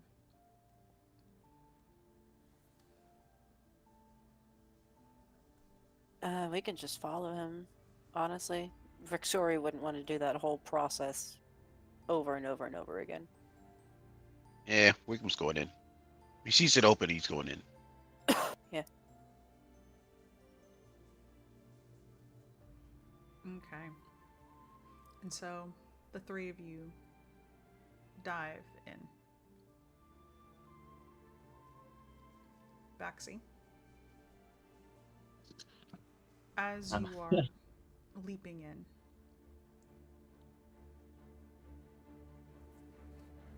you look behind you and you can see your kid standing on the edge, waving goodbye to you.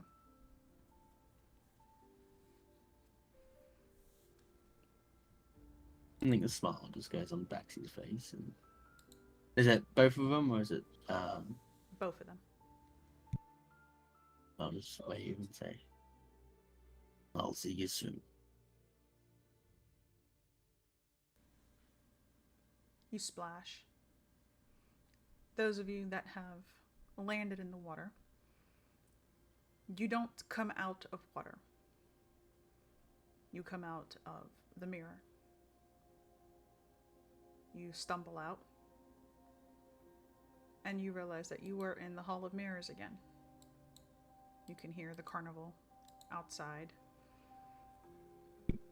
You're not sure how much time has passed, but it has definitely passed. There's a new group of people walking through here. Of course, the workers are still the same. When you step out, it startles some of the people, some of the guests, and they, of course, think that this is part of the show, so they let out a shriek, giggle, and continue on.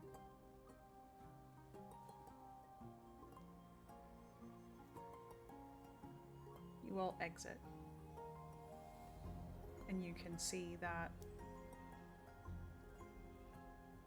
things are normal. You can see Mr. Light floating through the air, sprinkling fireworks and confetti on the children below. Some people in bubbles, floating, racing. People eating food, going onto rides.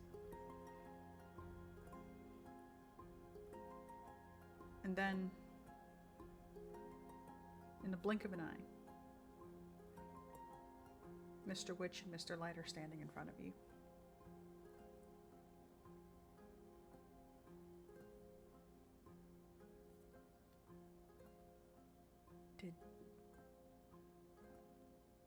Did everything go all right?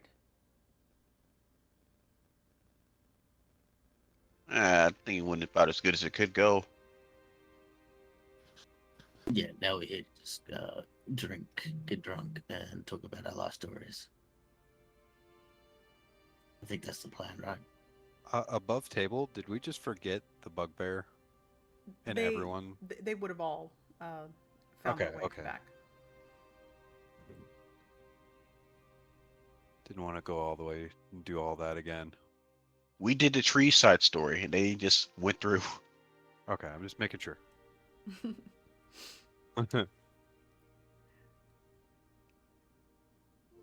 Mr. Witch nods. Right, And, Zybilna?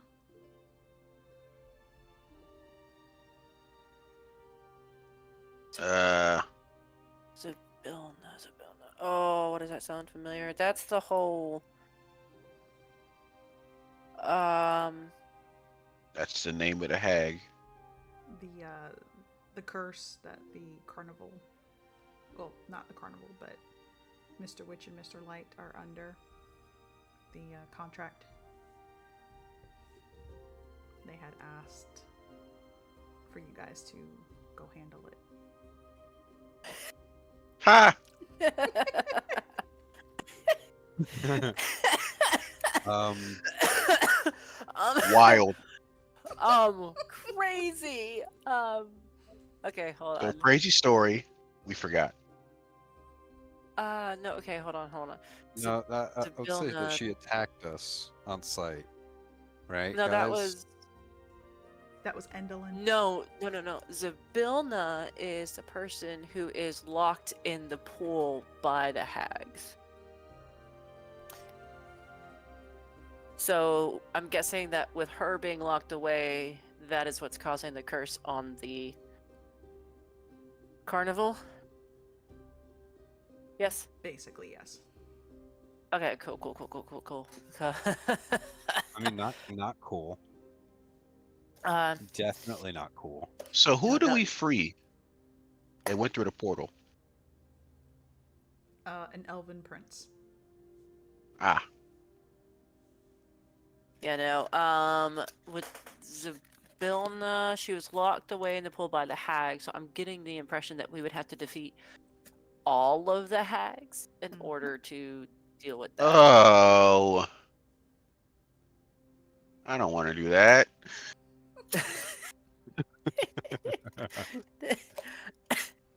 Well, The real is this Mr. Witch Wiggum or is realizes this this and just Mr. says it Light? to their face. Is this Mr. Witch or is this Mr. Light? I didn't catch it. Mr. Both. Witch is the one who asked. Okay. Well, you see,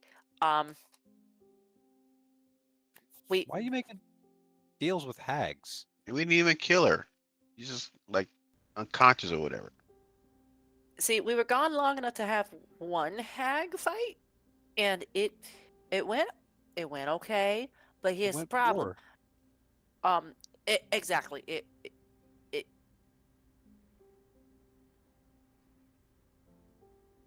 we didn't do it. We didn't do the whole thing with Zybilna and all that because that was just one hag, and there's 3 of them.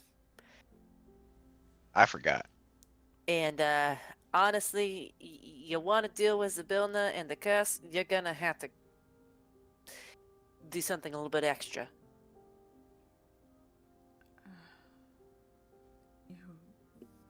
You had 3 months. We were in there for 3 months. That is how much time has passed. Yes. God, I hope not. Buddy, we were gone for like 2 days at the most. Time works differently in the Feywild. I look over at Wiggum. Is that what you mean about fixing time?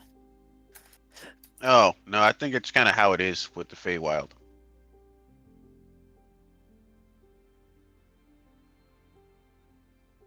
But that is the track I'm going on, yes. I mean, we could always go back and deal with the whole thing, but that's 3 hags, and we weren't exactly expecting, hags. And we need You to ever get thought- a eclipse thing to actually get rid of one of them. Yeah, we found Gleam and Glista. Did you know they were missing? Yes. Can we have those masks if we're going back in? I don't think we have the time. Like 3 months passing. It's way too long. I mean, we could always go back, or you know what? At the same time, and I look over at Mr. Witch. We didn't make that deal with the hag. And we saw what happened to the people who did make deals with her. And it wasn't pretty. No, And I get it. wasn't. I get it. You did what you did. Shit sucks. They're slimy, twisty creatures that go back on their word a whole bunch. Write a bunch of little letters in the fine print. And I'm sorry to say this, Mr. Witch, but that whole curse thing that you want us to solve, that's not our problem. That's not our fight. I hope you understand. But sending us in there to go after 3 other hags, that's... whew, that puts us at risk. I mean, I'm pretty sure I owe like 7 or 8 different deals to a bunch of pixies, but I don't know, you're better probably sending off someone else better equipped. I don't know, like Kari or someone like that.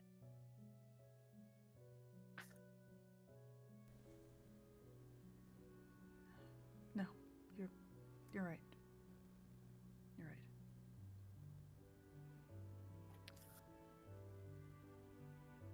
Thank you for trying at least.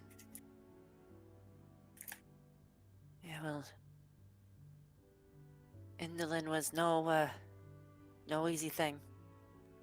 I can't imagine what the other 2 are like. And then she kind of like claps her hands and, well, this was a deep and hard conversation. We've been gone for 3 months. Beer? Yes. Wine? Yes. Anyone? Yes. Beer? Wine? Yeah. What about you guys? Do you drink? Wiggum realizes he has to throw away all his snacks that he left in his pouch here. All my snacks are now garbage. I'm sure someone got into it and ate it all. That's Wine even is all. worse.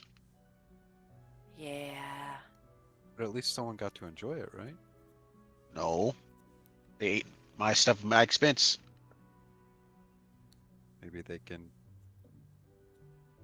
give you money back? Yeah, money. DM, the Feasting Orchard, that's like the big food and drink area, right? Yes. Cool. Frickstory's just gonna kind of start making her way over there. She's like, I'm hungry. I want some fucking wine. Who's joining me? Me and Rem. Did he drink? Yeah, he drinks. Oh, What- I've got What to see kind of this. question is that? What do you mean? What kind of Do you question is that? drink? He's a robot. Yes, He's not a robot. I'm a living person. No, he's not a robot. And Olrin's just gonna like start walking away in like a slight confusion of like, what do you mean? Does he drink? Obviously, duh. Actually, it's not just me, right? You, Look, you have your moments, but I think you're right on this one. oh, okay. I'm glad it's not just me. It's like, all right, I guess I start walking to the feasting orchard. You thought you were crazy. Well, I don't think I know. Hmm. You're just kind of crazy adjacent. No, that was above table. You thought you were crazy. All right, so you all make your way over to the feasting orchard. The area is filled with music and just a good nature of people who have just walked in and are perusing, or people who have been enjoying the carnival for some time now and want to take a small break. The scent of flowers, mead, and berry pie waft in the air. Stilt walkers pluck fruit from trees. Musicians drum, pipe, and strum. And everywhere there is singing, dancing, and an inordinate amount of custard. Sitting on a pile of stone, you see a gnome bard. She is strumming, looks at all of you, and gives you a nod of her head. You can see that there is a small, very crudely carved sign that says Tumblestrum. A couple of people drop a few copper pieces and a little hat that she has beside her. A salamander slash frog sits by, and every time somebody drops coin in, you see the salamander eat it up.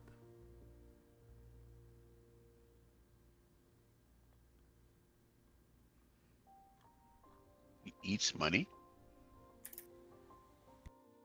The gnome is Tumblestrum, correct? Yes. Okay, got it. Writing it in my notes.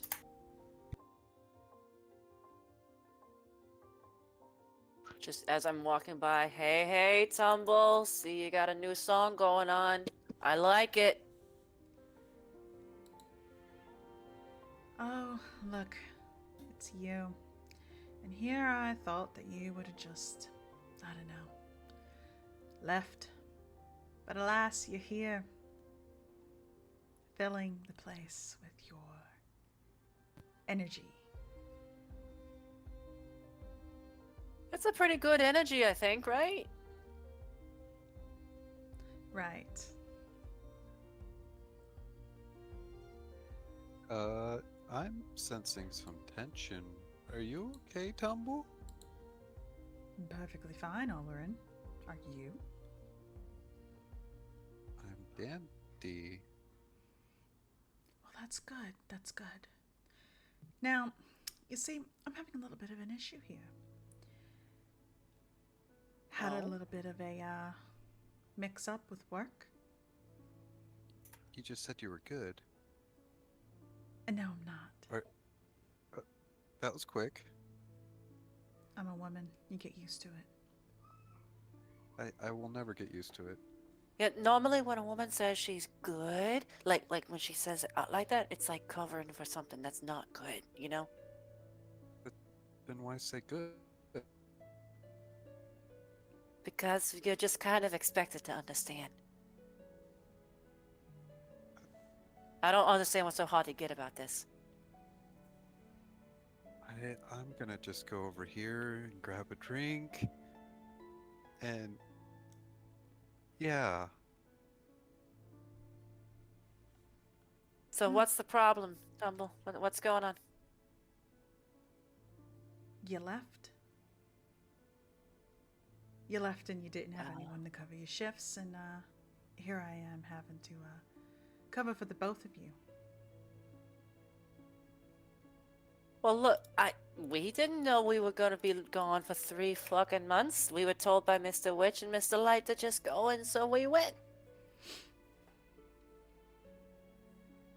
You see that when you say that, she kind of furrows her brow and looks around. You telling me that Mr. Witch and Mr. Light told you to go in there? They walked us to the mirrors. Yeah. They're the ones that, like, we have a problem and you need to fix it. Or something like that. I don't know. It's been 3 months. I forget those things. All right, all right. So, you're lucky that I covered your shifts. Of course, I got your pay. No, you're not getting any. Yeah, that's fair. Yeah, yeah. Can I have it? She What? looks at you, Wiggum. She's still playing her lute. Had to hawk some of your stuff. Need to make ends meet. Hope you don't mind. Like what? You didn't touch my book collection, did you? big You- sale going on. Oh, you. Nope, nope. I'm. Carrie told me turn over a new leaf. It's fine. It's fine. How how much of it did she sell? About half. You see Frixor kind of die a little bit inside. Okay.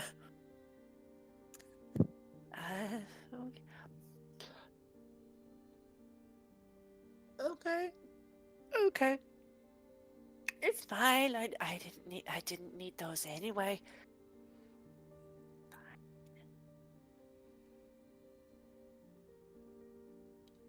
Right, well, I'm done talking to you. You, enjoy the rest of the carnival. Yeah, yeah. You have fun playing your pretty little music. And Brixor is just kind of like halfway walking to the food court, just like, what did I do to deserve this? What did I do? Oh no.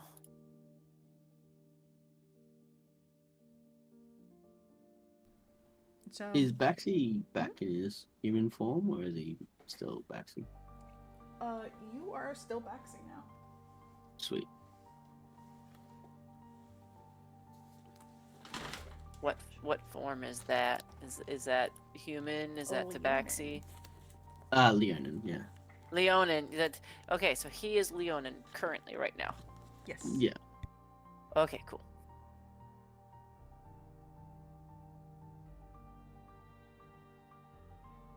Alright, so you head over to Feasting Orchards, and you can see that there is a plethora of food on display. Food and drinks. There... Every time you look at the menu, it always seems like it's changing every couple of seconds. So you're not really sure what is there that is always there. But at the moment, looking at this menu, you see that there is the Flayed Mind, the Lady's Love, Underdrink, Angel's Trumpet, and Cave Fisher Blood Ale. All of these are drinks. I guess I'll take the flayed mind.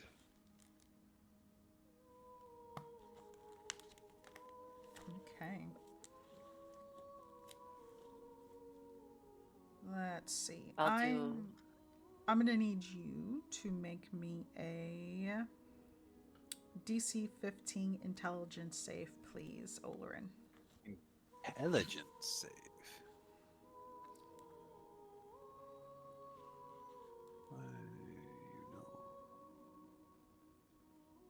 What are you taking? Sorry. I'll do the Lady's Love. I'm smart. 21. You are. When you consume this, it almost feels like your mind is beginning to slow down, as if you are beginning to lose control of yourself. But quick shake of your head, and whatever the effects of this drink were no longer seem to hold sway over you.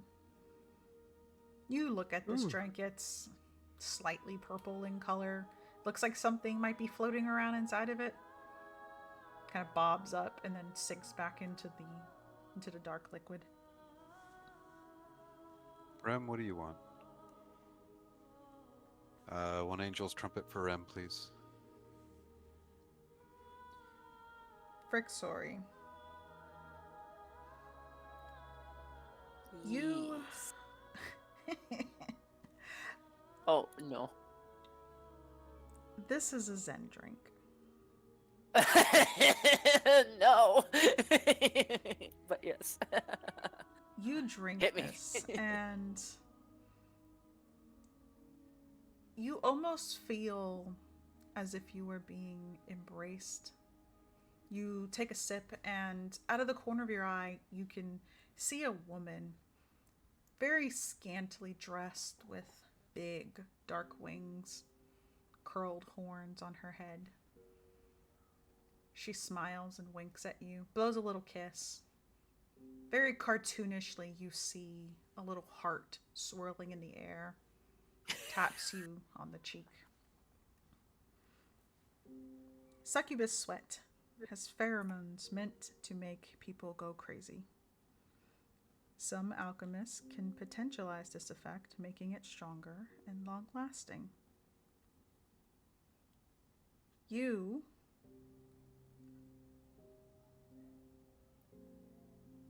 are a little friskier. Everybody's looking a little tasty to you at the moment. That is the most PG way I can put it. Okay, let's. You Woo! stay away from Rem. But for the next hour, you have a +3 to strength, dex, and con. God dang. What? Give me one of them. Oh, yeah, for real. +3 to strength, dex, and con. Okay. Mm-hmm. Oh. Yeah, Frickstory's just kind of like heart-eyesing, you know, like the cartoony, like heart eyes and the heart beating out the chest, boom, boom, boom, boom, kind of thing at everyone. She's just like, you know, when you've been around a bunch of scary things for apparently 3 months, and you finally come back to society, people just look so much prettier. You ever notice that? How many fingers am I holding up? Wiggum holds up 3 fingers. I wouldn't. Hold up. Before you answer, Taylor, I'm gonna take his hand and pull it away from her. I don't think that's a good idea. Why not? She's kind of looking at you weird. What you talking about? Her teeth are kind of just you do you. I'm just gonna sit over here. All right, I Wiggum mean- holds up his fingers again. You know, for a short guy, you got really long fingers. Well, they're kind of average sized, I guess. So you said he's holding up 3? Yeah, 3 fingers. Oh, I'm gonna make a self. Well, no, I'm not drunk, so yeah, she would like three fingers. And she's gonna reach over. You're holding up 3. So how are you holding it up? Are you holding them up like the German 3 or the American 3? Probably German 3. Okay, you're doing the German 3. Okay, how do I do? So she's gonna reach over and she's gonna put your fingers in a way where you still have 3 fingers up, but it's 2 in the pink and 1 in the stink, and she's just like, there you go. Shocking, right? What? I'm What is so happening? excited how this Shakes- conversation's going. Shakes head and face palm. Yeah. Oh. I feel like my humorous talents are wasted here. You guys are great. I'm gonna go get another drink. And do you see that beautiful horned lady over there? I'm gonna pick up a table to show her that I can. All right. And she's just gonna stand up and walk over to impress this lady. You guys don't see anybody there. I don't know what's happening. You and me both. I'm just gonna take another swig.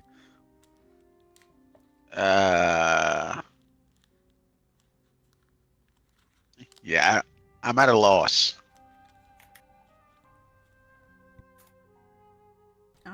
Is there at least someone? Is there at least someone there, or is she just like invisible? Like I'm going off to like in search of someone who does not exist. The latter. Okay, cool. It is an effect of Just the I don't- drink. Cool. Is there any left of what she was drinking? No. Okay, good. All right, let's see. So there are more drinks. There are way too many drinks. Every time, as I said, every time you kind of look at this menu, the menu is always changing.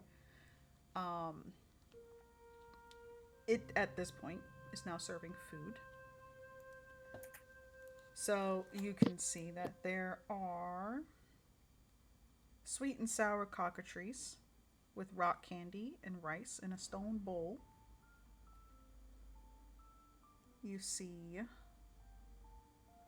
fruit covered in hardened sugar and topped with honey. All right. Nettle soup, deep fried rust monster, and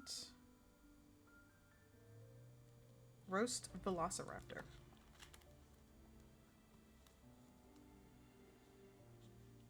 Well, two of those sound hazardous to my health. So I had the roast velociraptor. Okay. Obviously, deep fried rust monster. I need to. Wiggum gets his tetanus shot ready.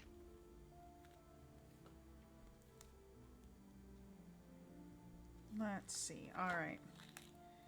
Wiggum.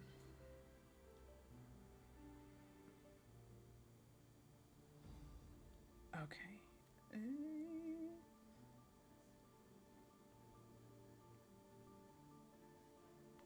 You eat this, and it seems as if you don't want to stop. Not gluttonous in the way of pigging out and, not caring for your own health, but in a way that this is just too good to stop eating. It's like funnel cake. You just want to take another bite and another. And if there's a plate next to you, you might take a bite out of that plate. The meal is pretty large. So you'll definitely be working on this for a while.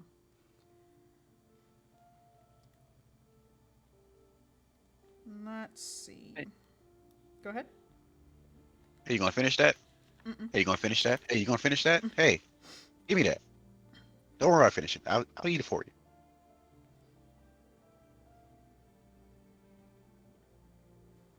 All right, and for you, Olerin, you got the rust monster, and it's exactly as it says. It is a deep fried rust monster. Now, mind you, these are smaller, juvenile, probably, but they're still big. Like if you know, like Emperor's New Groove when they use the pill bug, it's about that size. So definitely something that you can grab a hold of, take a bite out of, and it has a bit of a metallic-y taste. Tastes a little bit like metal, like rust, a little bit of spice, some meat, if you want to call it that.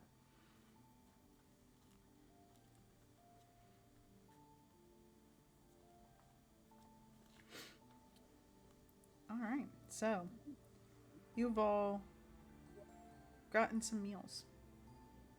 You've gotten drinks. What are you doing? You know that 3 months has passed. They did tell you when you enter the Feywild that time does work differently. It could have been 30 minutes. It could have been half a day. It could be 10 years. And all you know is you've spent 2 days at most there.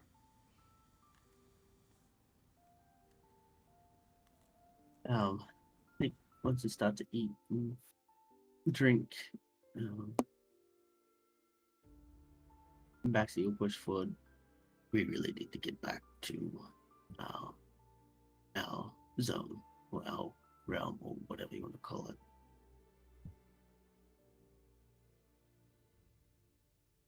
We Do kind you of know how to started get back? Well, I feel like where we just were, we could have chosen where we wanted to be. We chose back here.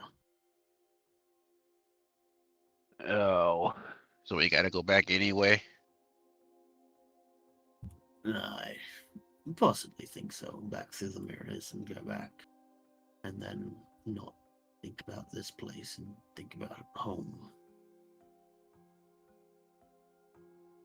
Unless the occupants of this circus knows another way back. But You're gonna ask them. I mean, we don't really owe them anything. So Yeah.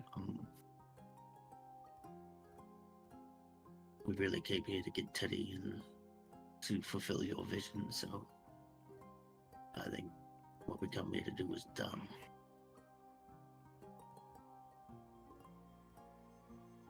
Alright. So I guess just ask around. Or I just start with Mr. Witch or Mr. Light. They probably know most things about all this.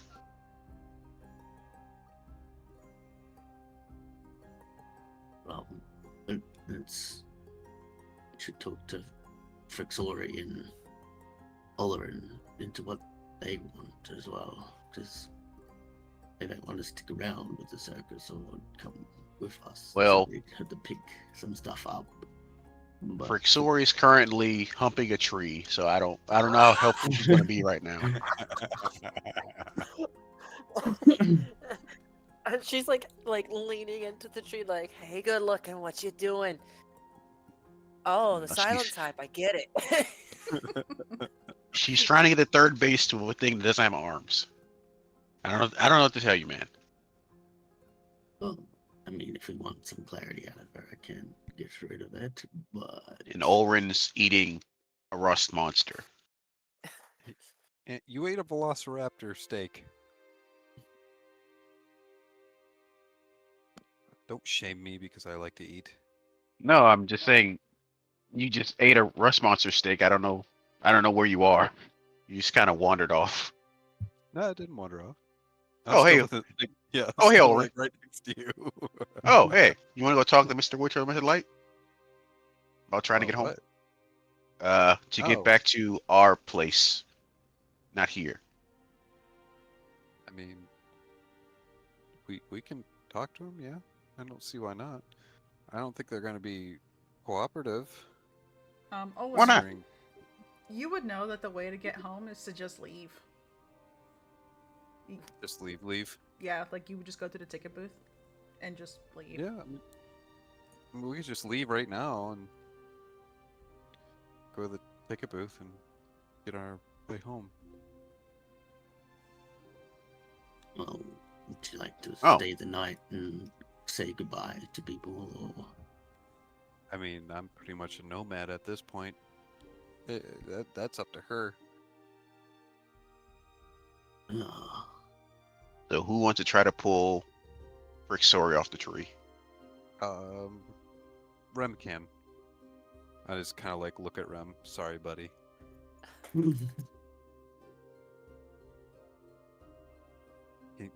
Can you do that, buddy?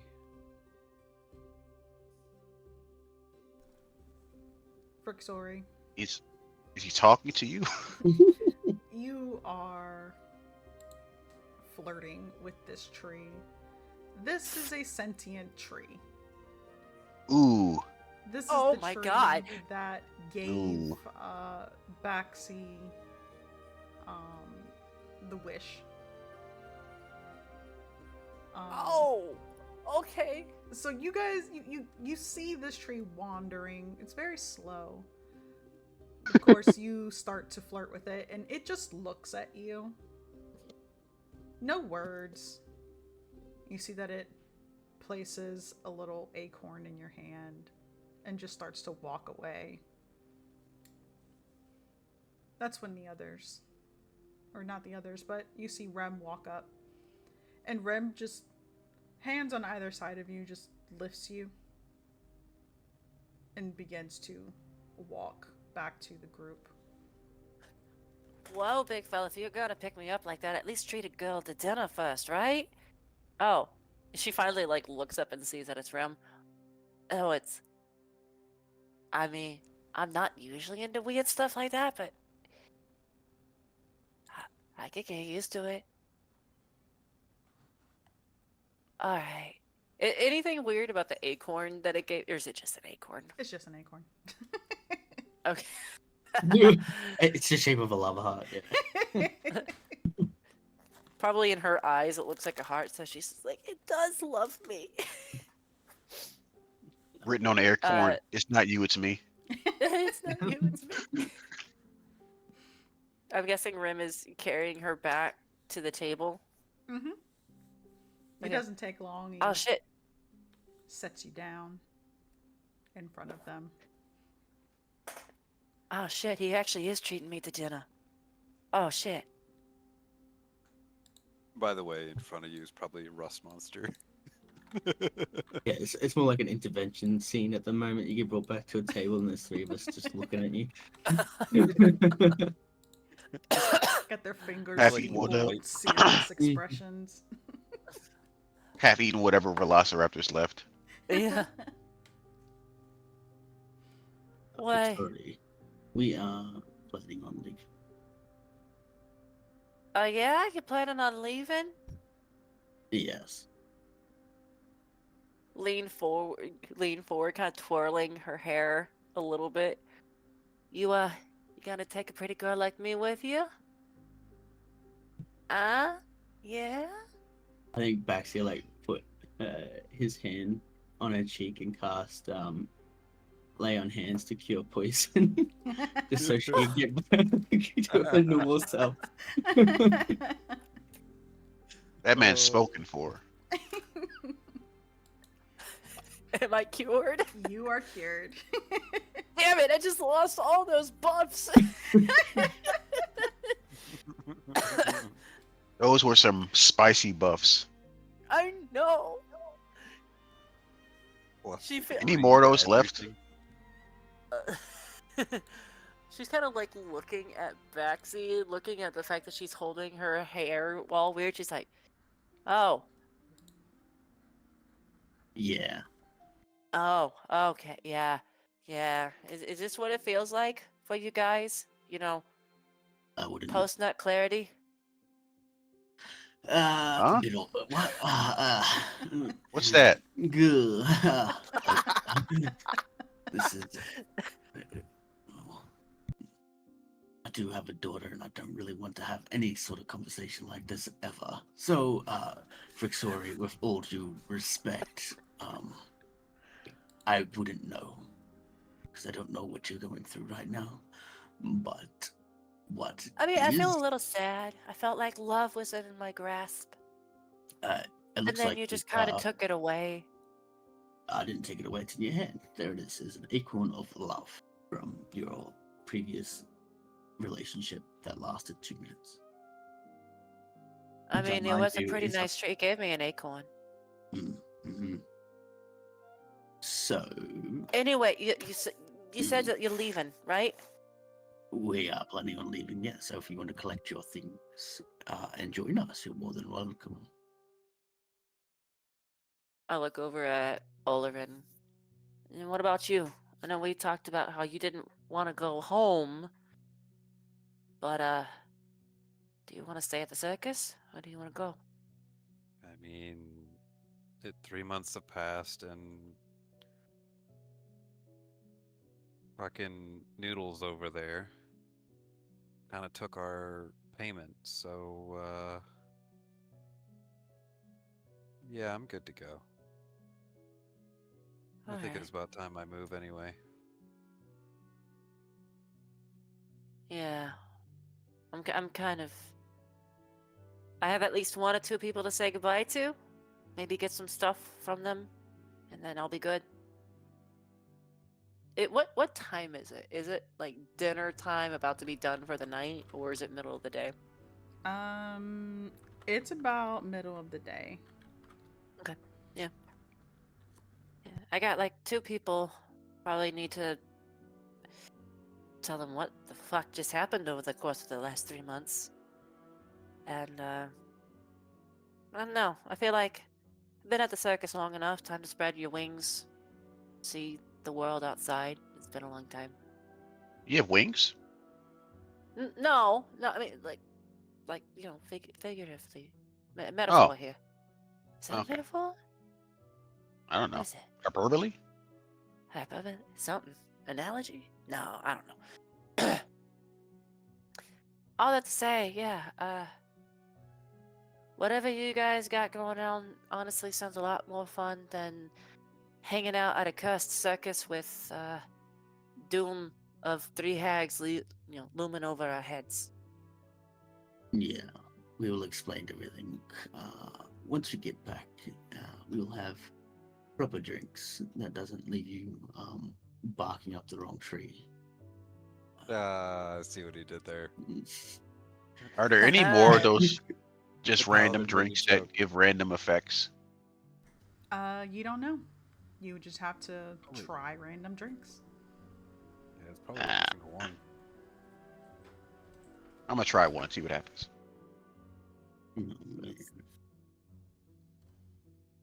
I'll be waiting at the ticket booth when you're all ready. Wiggum's following behind you, drinking as he's following behind you. Okay, Wiggum, you are grabbing a random drink. Uh huh. Okay, let's see. I want you to roll me a D100. All right. Would you mind if I did the same because my last drink didn't do shit? Yep. 25.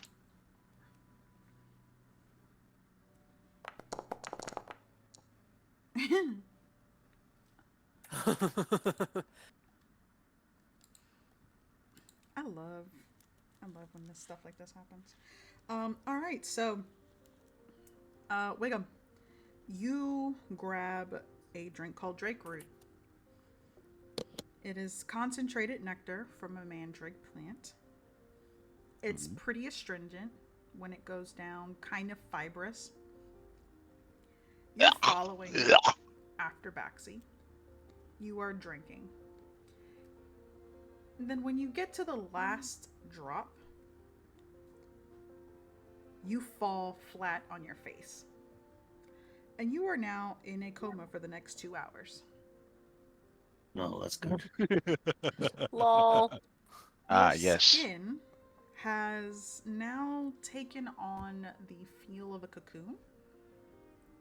Almost as if, I don't know if you've seen like 3 Body Problem, where you like become like a husk.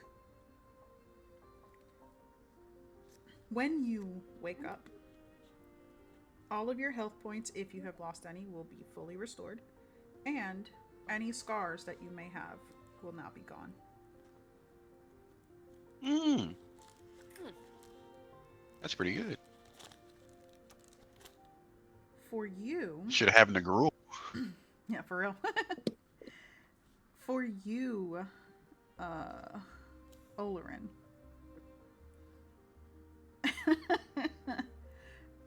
This is called Illithid dust. Oh my god, what is up with that? This is Wacky. the remnants of the Mind Flayer drink that they have dried and then turned into a powder form and then made a drink out of. Jesus. It's not as potent as the first one. But as soon as you drink this, I need you to roll me a d4, please. A D4. Yes, please. That's a 4. Okay. Until you take your next long rest, you gain resistance to psychic damage. Nice. When the effects wear off, you must make a charisma saving throw, or Uh-oh. Nice. you take a -3 to your intelligence score for the next 24 hours. Oh. Boy, you about to be dumb as fuck. I can't wait. He's stupid.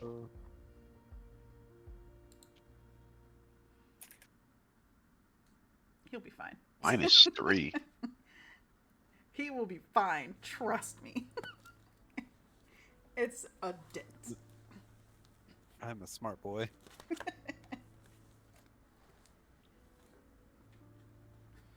So, you all make your way out. Of course, Rem picking up Wiggum's unconscious body. Those of you who need to say goodbye, gather your things. You are able to do so. Who are you going to be saying goodbye to, Frixori? I'm gonna be saying goodbye to Kari.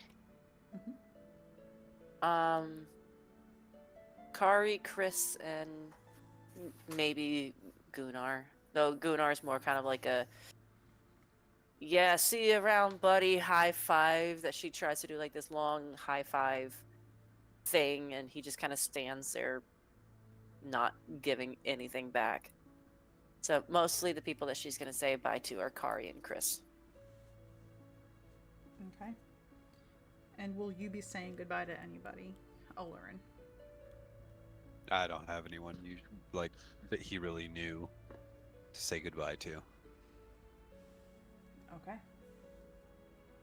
Doing backstage stuff, just kind of being a temporary worker. So, the four of you gather at the ticket booth and you walk out. Walking out together, you are stepping through woods. It almost seems like the terrain has shifted. What was a once climate temperature, not too hot, not too cold, is now giving way to snow. Each step puts you deeper into this plane. You can feel the air around you stinging. When you emerge from behind what looks to be just a very dead curtain of vines, you find yourself in a small cave. Baxi and Wiggum, the two of you remember this as the place that you have sought refuge in during the snowstorm when everything happened and you were met with the Fae, that pixie that took your name.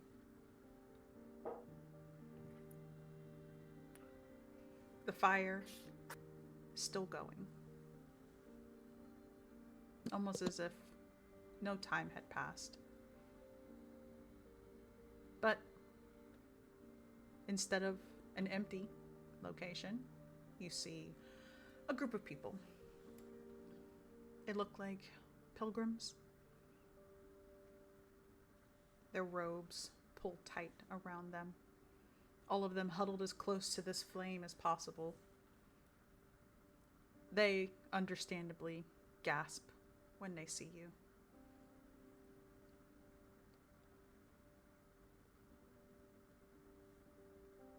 Are you friend or foe? Is William still in the cocoon? Yes. Okay. Depends what you fight for.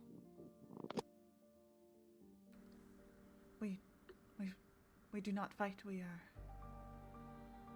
pilgrims. like look around, assessing the situation. We mean no harm. Are you all right? Yes, we're fine. We have taken refuge here. It's a storm. A pretty bad one.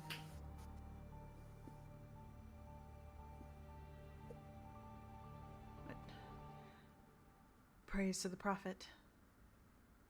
The storm should be letting up soon.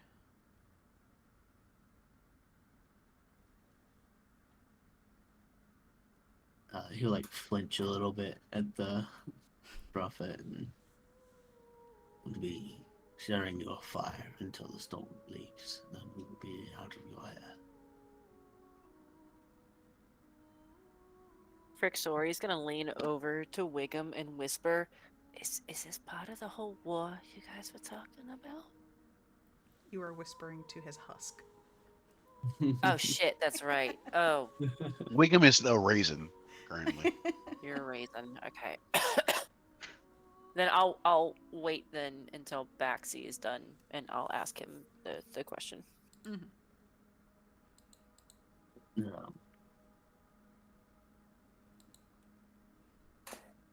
Not 100% sure what has occurred and what time it is. But I don't think this is the war. He'll like look to the pilgrim. Has there been any mention of war or any sort of major events occurring recently? Yes. There have been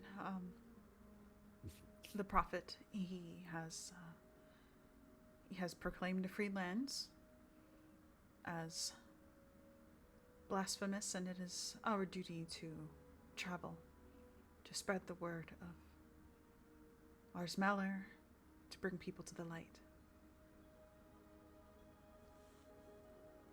A few raids have happened. Your job is to spread the words of Ars Malor throughout the city. Yes.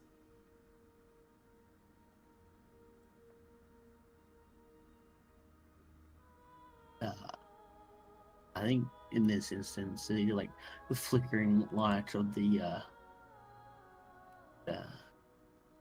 fire spreading the shadow. You see the shadow behind Baxi start to like form to this like demonic form as he like stops himself from going apeshit in this time.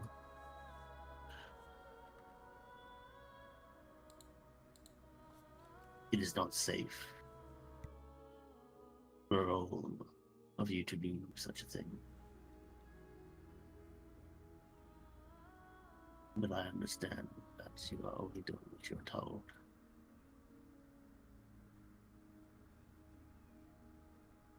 But as a member of the church, can I ask all of you to do me a great favor in the names of Ars Malor?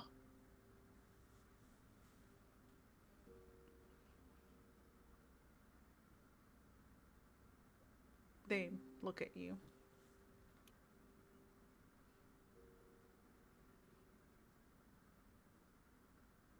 Go back where the prophet lays, sleeping dormant, and tell him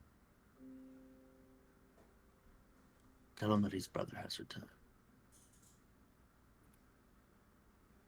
that a war is coming far greater than easy.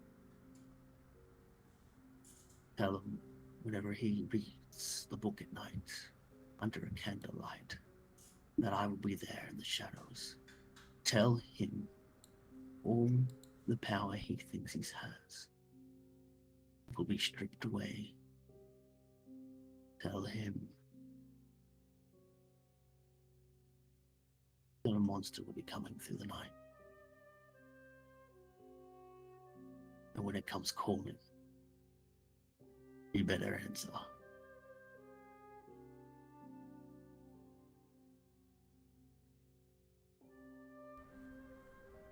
You see the woman that you were speaking to, her eyes getting wider and wider. The man that's with her, he doesn't say anything. His head slightly bowed. You catch glimpses of him underneath as the light flickers.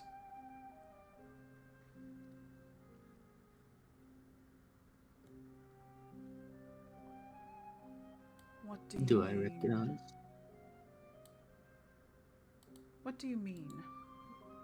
His brother returns. Do I recognize this window? Roll me a. Roll me a perception to see if you can actually get a good look at his face.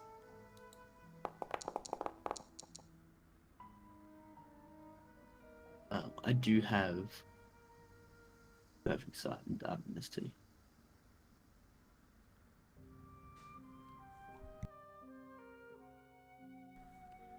You tilt your head in such a way that you can get a better look underneath the hood of his robe.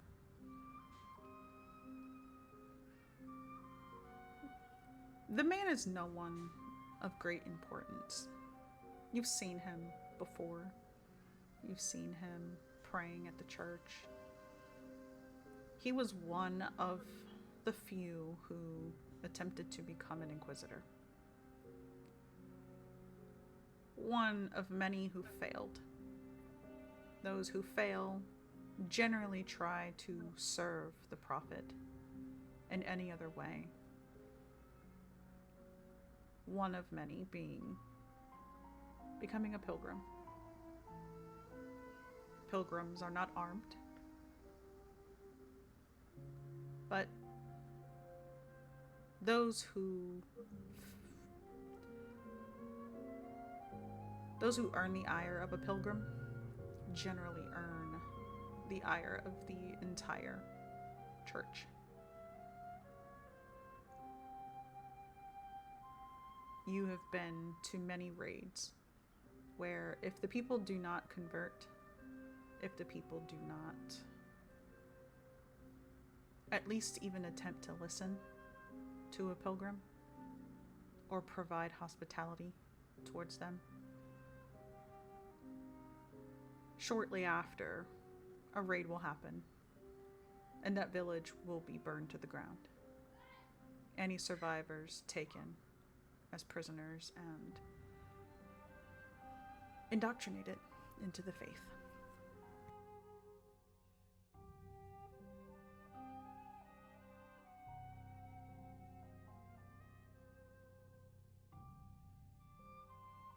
How many pilgrims are you? 2. Or how many? Just 2? There's 2 here, but you see 3 packs.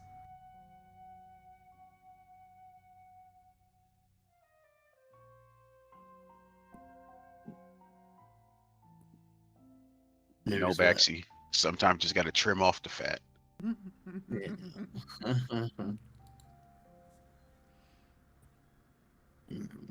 It's not a really good introduction to Olorin and Dory, but it is what it is.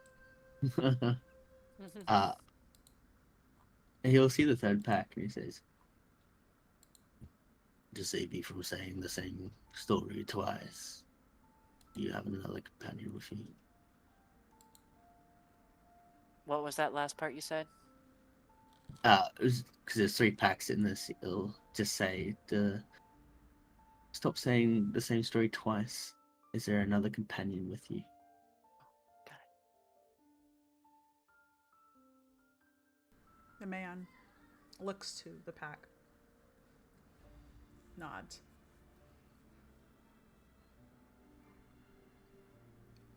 We had, yes.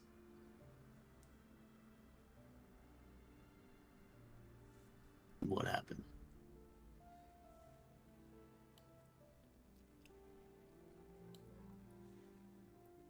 They failed to prove their faith.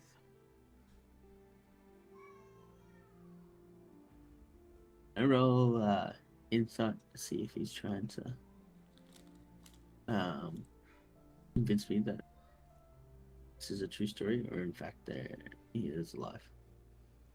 All right, roll insight.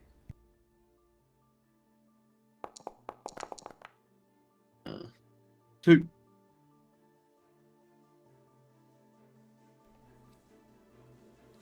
Apparently, this person has failed to prove faith.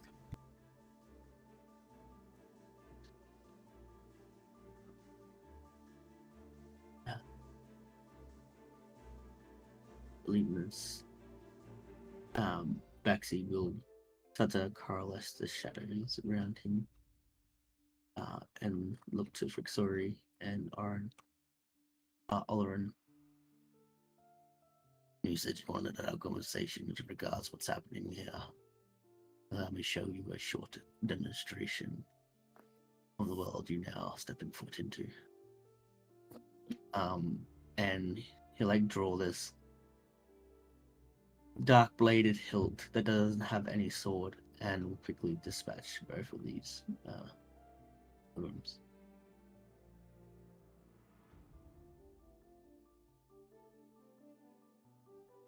All right. So the two of you watch as Baxi draws out a bladeless sword and kills these two pilgrims.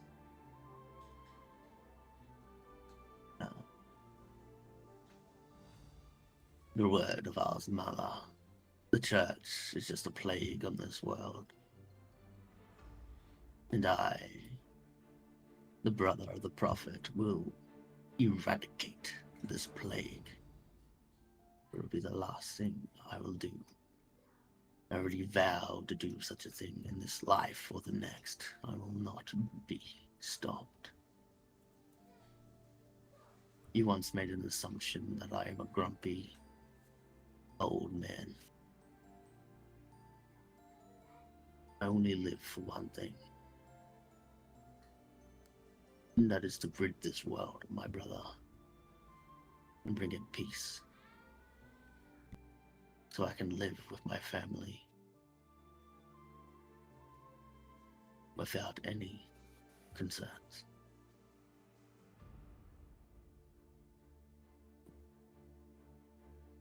Welcome to Aes'Taldon. Roll credits. And with that, we end our session. Damn, bro, just went hard as fuck for no reason. Hey, I asked you if you wanted me to answer any questions. All right, so But Thank you you, wanted to be everybody. all horny and hump a tree. Thank you, everybody, for tuning in. You can catch us in 2 weeks for the continuation of Aes'Taldon the Beginning. We're looking forward to seeing you then. Goodbye. Bye. Why? Hola. Olo. Hello. Oro. All right. Oro. And we are out.